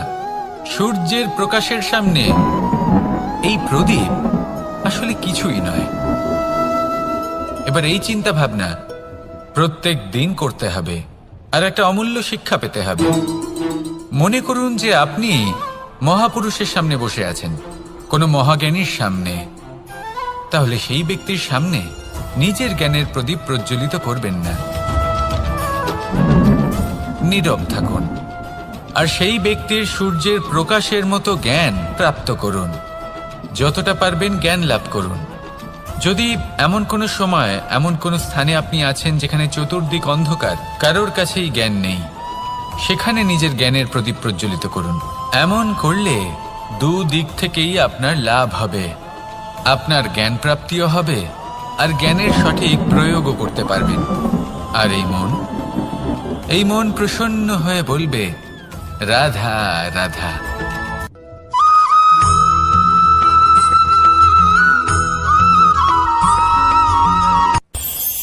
এই সংসারে আমরা প্রকাশ কোথা থেকে পাই? এর উত্তর বড়ই সরল। ভোরে যখন সূর্যোদয় হয় তখন প্রকাশের কিরণ আমাদের ঘরে এসে পৌঁছয়। এইভাবেই আমরা প্রকাশ লাভ করি। এবার এই প্রকাশের আলোতেই আমরা সারাদিনের কাজ সম্পন্ন করি। সন্ধে হয়ে যায়, সূর্যাস্তও হয়ে যায়। আর আমাদের ঘর যাতে অন্ধকার না হয় তার জন্য আমরা একটা প্রদীপ প্রজ্বলিত করি। এটাই ঘটে আমাদের জীবনেও। এবার প্রবাহমান আয়ুর সাথে আমরা আমাদের অন্তরে যদি একটা প্রদীপ প্রজ্বলিত করে নিই তাহলে বিষয়টাই অন্যরকম হবে। এবার আপনি বলবেন কোন প্রকাশের কথা বলছি যা আমাদের অন্তরে জাগ্রত করা সম্ভব? আমাদের আত্মার মাঝে প্রেমের প্রকাশ জাগ্রত করার কথা বলছি। কারণ আমাদের এই জীবন এও হলো দিনের আলোর মতো। আজ প্রকাশ আছে, কিন্তু কোনোদিন অবশ্যই অস্ত হবে। কিন্তু অস্ত হবার আগে যদি আমরা আমাদের আত্মার মাঝে প্রেমের এই প্রকাশ উজ্জ্বলিত করে নিই তাহলে আমাদের সন্ধ্যাকালও আমরা আনন্দে এবং প্রেমে যাপন করব। তাহলে আসুন আর আমার সাথে ভালোবেসে বলুন, রাধা রাধা।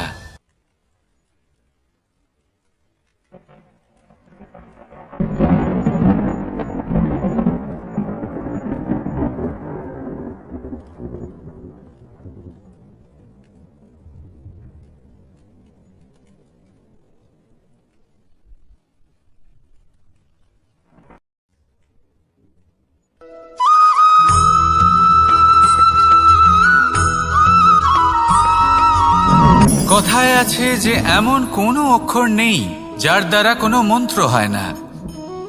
এমন কোনো বনস্পতি নেই যা নিজেই একটা ঔষধি নয়।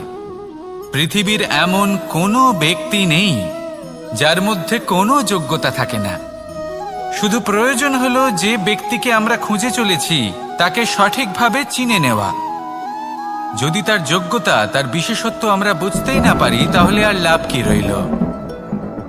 এই সংসারে এমন অনেক ব্যক্তি রয়েছেন যারা ছোট ছোট অসফলতার কারণে আপনাকে এটা বলে দেবে যে আপনি কোনো কাজের নন, আপনি হলেন মূর্খ, আপনি কিছুই করতে পারবেন না। এইসব কথায় কখনোই বিশ্বাস করবেন না।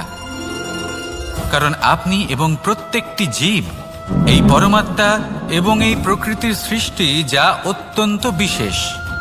যদি আপনাকে উদাহরণ দিই তাহলে একদিকে আছে তরোয়াল, একটা বড় লম্বা তরোয়াল যার দ্বারা যুদ্ধ করা যায়, জয়লাভ করা যায়। আর অন্যদিকে রয়েছে একটা ছোট্ট সূচ। কিন্তু যে কাজ একটা ছোট্ট সূচ করতে পারে তা একটা তরোয়াল দ্বারা সম্ভব নয়। এর অর্থ হলো এটাই যে প্রত্যেকটা রচনা অত্যন্ত অমূল্য এবং অত্যন্ত বিশেষ হয়। তাহলে বিশ্বাস রাখুন যে আপনি অত্যন্ত বিশেষ একজন। আর প্রেমের সাথে বলুন, রাধা রাধা।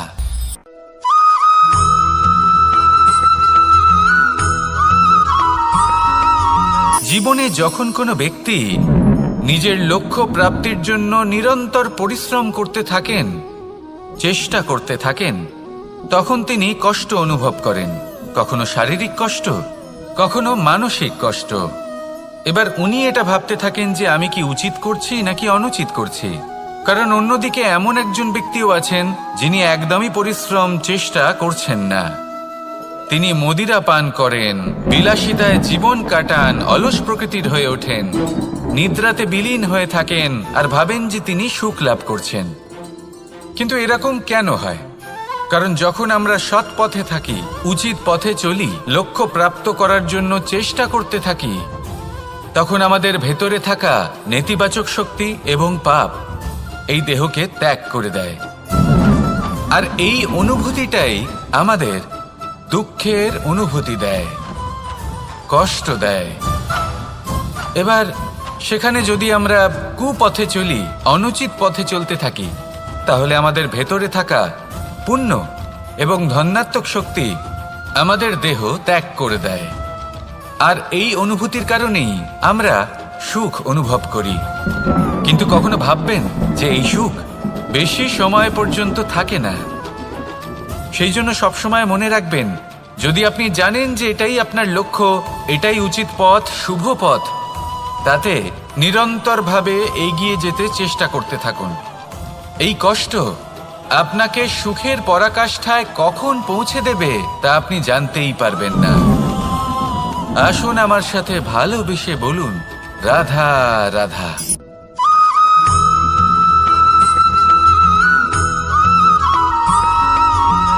এই দড়িটা দেখুন, ছোট ছোট রেশম দ্বারা তৈরি, এটা সরু সুতো দ্বারা তৈরি হয়েছে এটা, আর এ অত্যন্ত কোমলও বটে। আর আপনি চাইলে এটা সোজাও করে দিতে পারেন, আর চাইলে এটা বেঁকিয়েও দিতে পারেন, আর যদি চান তাহলে এটা গোল গোল করে বেঁধে কোথাও রেখেও দিতে পারেন। এবার এই কোমল দড়ি যদি কোনো নিষ্ঠুর কঠিন পাথরে বারংবার জড়িয়ে দেওয়া হয়, তাহলেও তাকেও কাটতে পারে, নিজের ছাপ ছেড়ে যেতে পারে, সেটার আকারও বদলে ফেলতে পারে। এবার এর কারণ কি? এর কারণ হলো অভ্যাস আর নিরন্তর প্রচেষ্টা। যদি আপনিও চেষ্টা করেন আর নিরন্তর কর্ম করে যান, তাহলে আপনার প্রারব্ধ পাথরের মতো কঠিনই হোক না কেন, তাতে ভাঙন ধরিয়েও আপনি নিজের লক্ষ্যে অবশ্যই পৌঁছতে পারবেন। একটা গুরুত্বপূর্ণ কথা মনে রাখবেন, সুকর্মের অভ্যাস আর নিরন্তর প্রয়াস, এই হলো সাফল্যের মন্ত্র। তাহলে জীবনে এই মন্ত্র আনুন আর আমার সাথে ভালোবেসে বলুন, রাধা রাধা।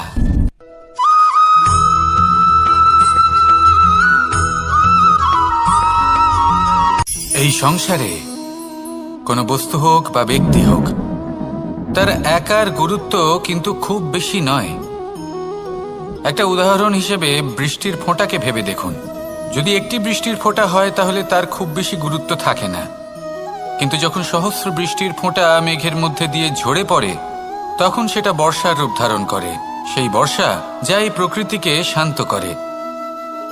সেইভাবেই পাথরের ছোট টুকরো, তার খুব বেশি গুরুত্ব থাকে না, কিন্তু যখন অসংখ্য পাথরের টুকরো একত্রিত হয় তখন তা পর্বতের আকার ধারণ করে। সেইভাবেই কিছু মানুষ যখন একত্রিত হন তখন তৈরি হয় পরিবার, কিছু পরিবার যখন একত্রিত হয় তখন তৈরি হয় সমাজ, যখন অনেক সংখ্যক সমাজ একত্রিত হয় তখন তৈরি হয় রাজ্য। এবার এই রাজ্যের সবথেকে গুরুত্বপূর্ণ ব্যক্তি হতে পারেন রাজা, কিন্তু তাও সেই রাজা একা কিছু করতে পারেন না। যুদ্ধ লড়ার সময় তারও নিজের সৈন্যদলকে প্রয়োজন পড়ে। কিন্তু এই সংসারে এমন একজন ব্যক্তি আছেন যিনি একাই সব কাজ করতে থাকেন, এবং সেই ব্যক্তি হলেন মা। আমাদের জীবনে একজন পিতার ভূমিকা কিন্তু নিঃসন্দেহে অমূল্য, কিন্তু আমাদের সকলের জীবনে যে ভূমিকা একজন মায়ের তা অন্য কারোর থাকে না। একজন মা একাই সন্তানকে বড় করতে পারেন, সংস্কারী করে তুলতে পারেন, তার জন্য পরিশ্রম করেন। আর এত কিছু কাজ করার পরেও তার কাজের জন্য তিনি প্রশংসা অবশ্য পান না। উল্টে যদি সেই সন্তান অনুচিত পথে চালিত হয়, অনুচিত কর্ম করে, তখন সেই মাকেই অপবাদের পাত্র হয়ে উঠতে হয়। আমাদের জীবনে মায়ের যোগদান কতটা সেটা বুঝুন। আপনাকে বড় করে তোলার জন্য উনি কতটা পরিশ্রম করেছেন সেটা বুঝুন। আজ থেকে, এখন থেকে, এই মুহূর্ত থেকে মাকে সম্মান করতে শিখুন। যখন সময় পাবেন, যখন সুযোগ হবে, তখন তার প্রশংসা করুন, ওনারও ভালো লাগবে। আর মায়ের এই মমতার জন্য, তার এই ভূমিকার জন্য আসুন সবাই মিলে আমরা তাকে প্রণাম করি, আর সকলে মিলে ভালোবেসে বলি, রাধা রাধা।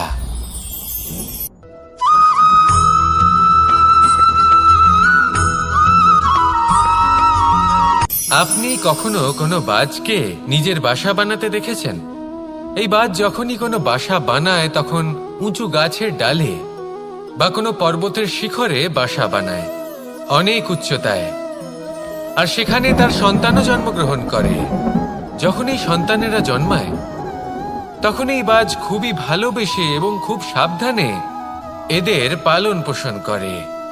নিজের ঠোঁট দিয়ে তাদের ঠোঁটে খাবার পরিবেশন করে। কিন্তু যেই সেই সন্তানেরা হৃষ্টপুষ্ট হয়ে যায় এবং সেই কথা বাজ নিজে বুঝতে পেরে যায়, সেই বাজ নিজেই সেই বাসা ছিন্ন ভিন্ন করে দেয়। সেই সন্তান যাদের সবেমাত্র ডানা গজিয়েছে, কিভাবে উড়তে হয় তারা জানে না, সেই সন্তানগুলিকে উচ্চতা থেকে ঠেলে দেয়। সেই সন্তান প্রথমে ভয়ভীত হয়ে যায়। তারা সামনে মৃত্যুকে দেখতে পেয়ে ভয়ের কারণে তাদের ডানা ঝাপটাতে থাকে, আর সেই প্রক্রিয়াতেই সেই সন্তানগুলি উড়তে শুরু করে দেয়। এবার এই ঘটনায় আমরা কি শিক্ষা পেতে পারি? এটাই, যদি আপনি মাতা পিতা হন তাহলে নিজের সন্তানকে অবশ্যই স্নেহ করুন, কিন্তু তাদেরকে নিজের আঁচলের তলায় বেঁধে রাখবেন না। যদি আপনি চান আপনার সন্তান জীবনে উন্নতি করুক, তাহলে নিজের মুঠো থেকে তাদের স্বতন্ত্র করে দিন। এই সংসারে সংঘর্ষ করতে দিন। সেই সন্তান নিজেই বুঝতে পারবে যে জন্মের সময় পাওয়া ডানা কি করে ব্যবহার করতে হয়। আর আপনার চোখের সামনে আপনার সন্তান এই আকাশে উড়তে থাকবে। তাহলে আসুন আমার সাথে ভালোবেসে বলুন, রাধা রাধা।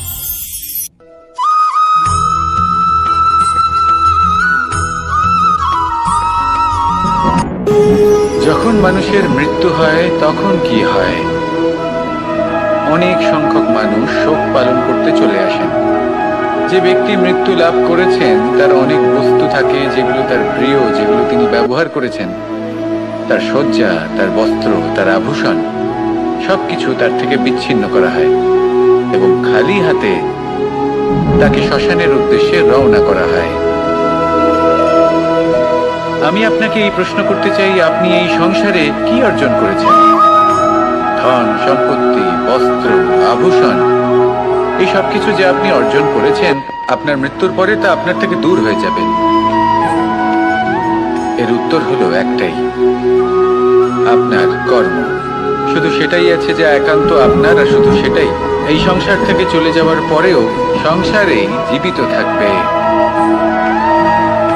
যদি আপনি দুষ্কর্ম করেন তাহলে এই সংসার আপনাকে একটি অনুচিত উদাহরণ হিসেবে মনে রাখবে যে এই ব্যক্তি খুব পাপী ছিল, অনুচিত কর্ম করতেন। যে পথে তিনি চলেছেন সেই পথে কারোর চলা উচিত নয়। সেখানেই যদি আপনি সৎকর্ম করেন তাহলে সংসার চিরকাল এটাই বলবে যে খুব ভালো মানুষ ছিলেন, সবাইকে ভালোবাসতেন, সবাইকে সাহায্য করতেন, আমার খুব প্রিয় মানুষ ছিলেন। এটাই হলো শ্রেষ্ঠ কর্ম। সেই জন্য জীবনে শুধুমাত্র ধন সম্পত্তি, আভূষণ এই সব অর্জন করতে গিয়ে নিজের মনোনিবেশ করবেন না। শ্রেষ্ঠ কর্ম করুন। সংসার থেকে চলে যাওয়ার পরেও এই কর্মই এই সংসারে আপনাকে জীবিত রাখবে।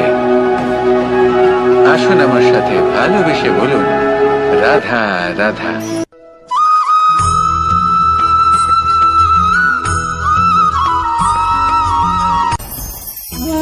ভোজন। এবার ভোজন সংগ্রহ করার জন্য মানুষ কি না করেন, সব সময় চেষ্টা করতে থাকেন। ফসল উৎপাদনের জন্য অনেক পরিশ্রম করতে থাকেন, কিন্তু অনেক সময় অনেক পরিশ্রম করার পরেও ফসল ভালো উৎপাদন হয় না। এর কারণ কি? কারণ হলো এটাই যে আপনি পরিশ্রম হয়তো অনেক করেছেন, কিন্তু আপনার নজর তো সেই বীজের দিকে ছিলই না যা আপনি রোপণ করেছেন। সেই জন্য সব সময় কোনো বীজ রোপণ করার আগে তাকে পরখ করে দেখুন, তা অত্যন্ত আবশ্যক। আর সেইভাবেই যখনই কোনো কর্মের প্রশ্ন আসে তাহলে সেখানে শুধুমাত্র পরিশ্রম যথেষ্ট নয়, সেই কাজের প্রতি আপনার কর্তব্য কি, আপনার উদ্দেশ্য কি, সেটা জানা হলো অত্যন্ত গুরুত্বপূর্ণ। তাই কর্ম করুন, কিন্তু সেই কর্মের প্রতি আপনার যা উদ্দেশ্য তার মাহাত্ম্য বুঝতে চেষ্টা করুন।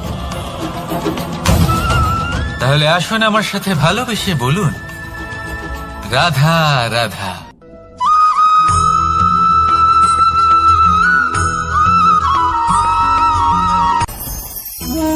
ভোজন। এবার ভোজন সংগ্রহ করার জন্য মানুষ কি না করেন, সব সময় চেষ্টা করতে থাকেন। ফসল উৎপাদনের জন্য অনেক পরিশ্রম করতে থাকেন, কিন্তু অনেক সময় অনেক পরিশ্রম করার পরেও ফসল ভালো উৎপাদন হয় না। এর কারণ কি? কারণ হলো এটাই যে আপনি পরিশ্রম হয়তো অনেক করেছেন, কিন্তু আপনার নজর তো সেই বীজের দিকে ছিলই না যা আপনি রোপণ করেছেন। সেই জন্য সব সময় কোনো বীজ রোপণ করার আগে তাকে পরখ করে দেখুন, তা অত্যন্ত আবশ্যক। আর সেইভাবেই যখনই কোনো কর্মের প্রশ্ন আসে, তাহলে সেখানে শুধুমাত্র পরিশ্রম যথেষ্ট নয়। সেই কাজের প্রতি আপনার কর্তব্য কি, আপনার উদ্দেশ্য কি, সেটা জানা হলো অত্যন্ত গুরুত্বপূর্ণ। তাই কর্ম করুন, কিন্তু সেই কর্মের প্রতি আপনার যা উদ্দেশ্য তার মাহাত্ম্য বুঝতে চেষ্টা করুন। তাহলে আসুন আমার সাথে ভালোবেসে বলুন, রাধা রাধা।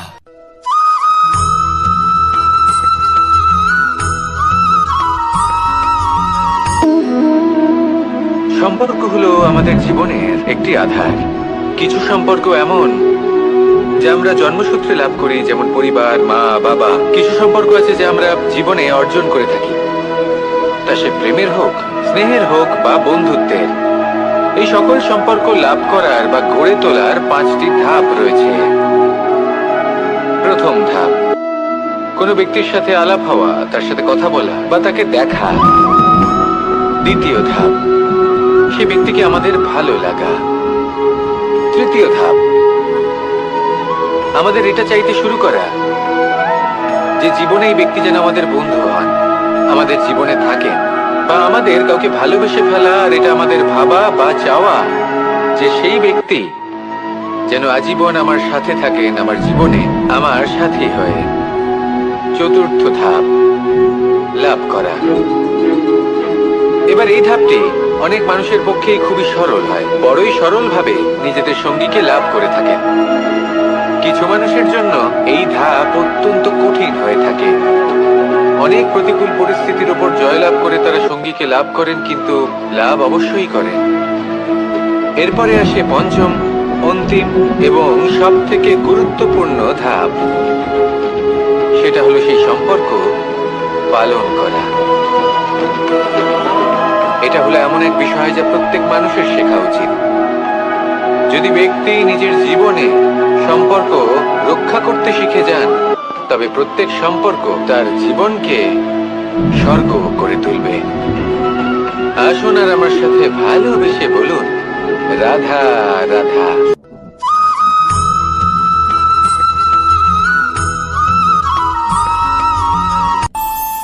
আমাদের মনে যখন কোনো প্রশ্ন ওঠে, কোনো দ্বন্দ্ব জাগে, তখন আমরা যাই আমাদের গুরুর কাছে, আমাদের আরাধ্যের কাছে গিয়ে জিজ্ঞেস করি।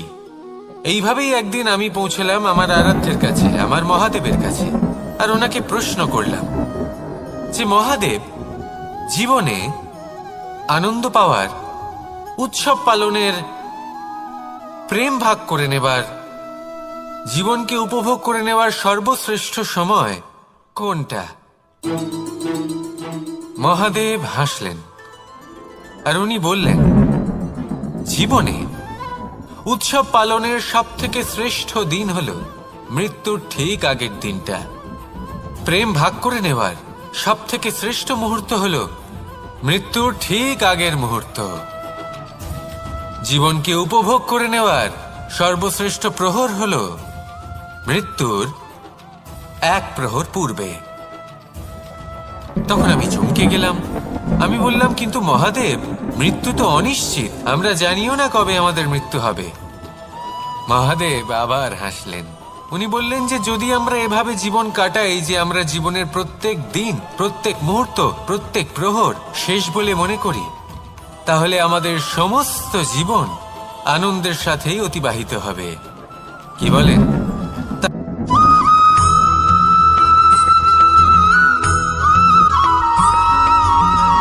এই সংসারে কোনো বস্তু হোক বা ব্যক্তি হোক, তার একার গুরুত্ব কিন্তু খুব বেশি নয়। একটা উদাহরণ হিসেবে বৃষ্টির ফোঁটাকে ভেবে দেখুন। যদি একটি বৃষ্টির ফোঁটা হয় তাহলে তার খুব বেশি গুরুত্ব থাকে না, কিন্তু যখন সহস্র বৃষ্টির ফোঁটা মেঘের মধ্যে দিয়ে ঝরে পড়ে তখন সেটা বর্ষার রূপ ধারণ করে। সেই বর্ষা যা এই প্রকৃতিকে শান্ত করে। সেইভাবেই পাথরের ছোট টুকরো তার খুব বেশি গুরুত্ব থাকে না, কিন্তু যখন অসংখ্য পাথরের টুকরো একত্রিত হয় তখন তা পর্বতের আকার ধারণ করে। সেইভাবেই কিছু মানুষ যখন একত্রিত হন তখন তৈরি হয় পরিবার, কিছু পরিবার যখন একত্রিত হয় তখন তৈরি হয় সমাজ, যখন অনেক সংখ্যক সমাজ একত্রিত হয় তখন তৈরি হয় রাজ্য।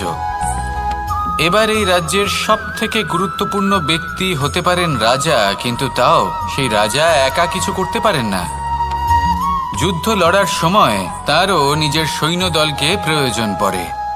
কিন্তু এই সংসারে এমন একজন ব্যক্তি আছেন যিনি একাই সব কাজ করতে থাকেন, এবং সেই ব্যক্তি হলেন মা। আমাদের জীবনে একজন পিতার ভূমিকা কিন্তু নিঃসন্দেহে অমূল্য, কিন্তু আমাদের সকলের জীবনে যে ভূমিকা একজন মায়ের তা অন্য কারোর থাকে না। একজন মা একাই সন্তানকে বড় করতে পারেন, সংস্কারী করে তুলতে পারেন, তার জন্য পরিশ্রম করেন। আর এত কিছু কাজ করার পরেও তার কাজের জন্য তিনি প্রশংসা অবশ্য পান না। উল্টে যদি সেই সন্তান অনুচিত পথে চালিত হয়, অনুচিত কর্ম করে, তখন সেই মাকেই অপবাদের পাত্র হয়ে উঠতে হয়। আমাদের জীবনে মায়ের যোগদান কতটা সেটা বুঝুন। আপনাকে বড় করে তোলার জন্য উনি কতটা পরিশ্রম করেছেন সেটা বুঝুন। আজ থেকে, এখন থেকে, এই মুহূর্ত থেকে মাকে সম্মান করতে শিখুন। যখন সময় পাবেন, যখন সুযোগ হবে, তখন তার প্রশংসা করুন, ওনারও ভালো লাগবে। আর মায়ের এই মমতার জন্য, তার এই ভূমিকার জন্য আসুন সবাই মিলে আমরা তাকে প্রণাম করি, আর সকলে মিলে ভালোবেসে বলি রাধা রাধা।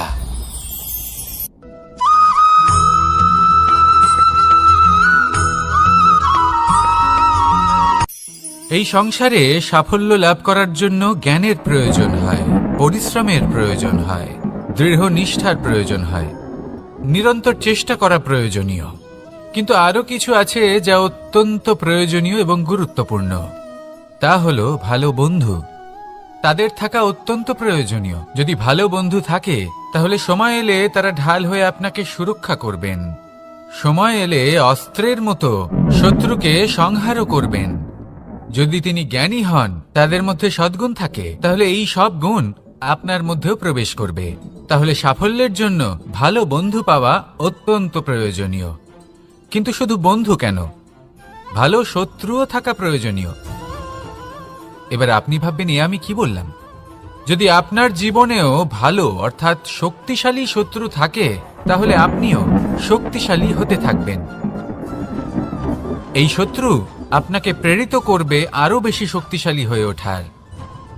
কখনো কোনো হরিণকে দেখুন, তীব্র গতিতে দৌড়তে থাকে। কেন তীব্র গতিতে দৌড়য়? এই কারণে নয় যে কোথাও তার জন্য মধুর ঘাস অপেক্ষা করে রয়েছে, না। সে এই কারণে তীব্র গতিতে দৌড়য় কারণ সেটা না করলে তার পেছনে একটি সিংহ আছে যে ওকে নিজের ভোজন করে ফেলবে। তাই জীবনে বিপদ, সংকট, এই সবকিছুও হলো অত্যন্ত গুরুত্বপূর্ণ। তার সম্মুখীন হতে শিখুন আর আমার সাথে ভালোবেসে বলুন রাধা রাধা।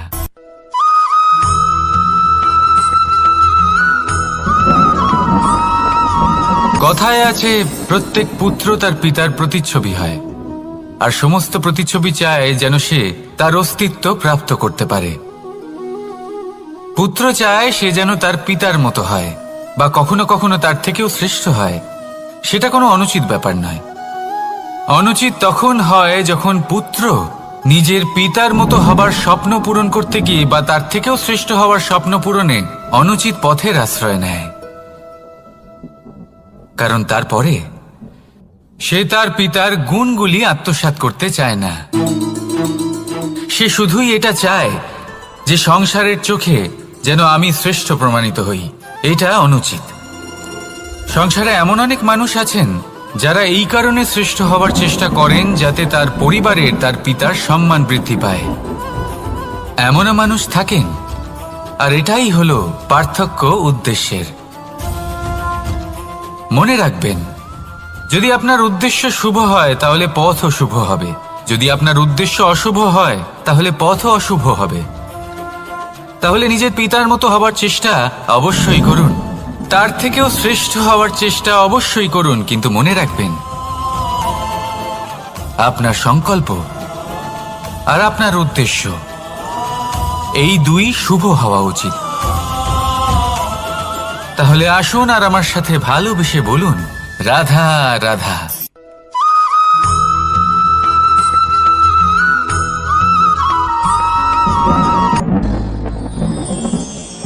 শিশিরের বিন্দু পাতার ওপর পড়ে আর তার গায়ে লেগে থাকে।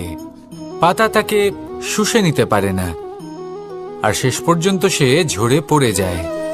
অন্যদিকে রয়েছে মেঘ এবং চাতক। এদের মধ্যে অনেক দূরত্ব থাকে। মেঘ থাকে আকাশে আর চাতক থাকে ধরিত্রীতে। কিন্তু যখন এই মেঘ থেকে বৃষ্টি ঝরে পড়ে, এই চাতক কিন্তু সেই জলই পান করে, নয়তো সে তৃষ্ণার্ত থেকে যায়। এবার অন্যদিকে দেখলাম শিশির বিন্দু আর পাতার এই সম্পর্ক। এরা খুব কাছাকাছি থাকে, ঘনিষ্ঠও থাকে। অন্যদিকে রয়েছে মেঘ এবং চাতকের সম্পর্ক, যাদের মধ্যে অনেক দূরত্ব থাকা সত্ত্বেও তারা খুব ঘনিষ্ঠ, তাই না? এই সারমর্ম খুব সরল।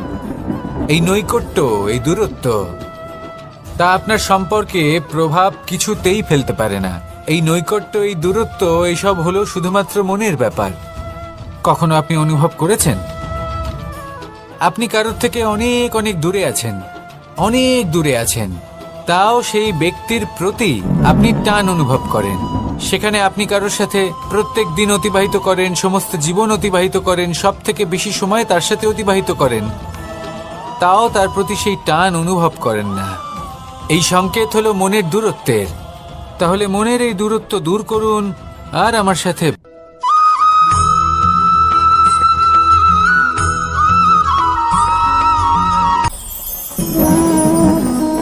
শক্তি এক অত্যন্ত বিচিত্র বস্তু, বা বলতে পারেন অনুভূতি।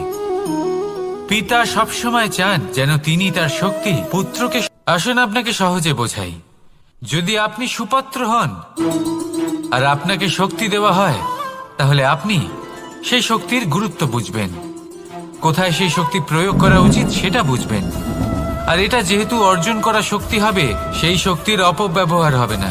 কিন্তু যদি এই আপনি কুপাত্র হন আর যদি আপনাকে এই শক্তি দেওয়া হয়, তাহলে কি হবে? দেখতে গেলে এই শক্তি আপনি দান হিসেবে পেয়েছেন, তাই না আপনি এই শক্তির গুরুত্ব বুঝবেন আর না এর প্রয়োগ আপনি জানবেন। তার অপব্যবহার হওয়া সুনিশ্চিত। তাই যদি আপনি কোনো শক্তি অর্জন করতে চান, তাহলে আগে তার যোগ্য হয়ে উঠুন। পুত্র নয়, পাত্র হয়ে উঠুন। আর আমার সাথে ভালোবেসে বলুন, রাধা রাধা।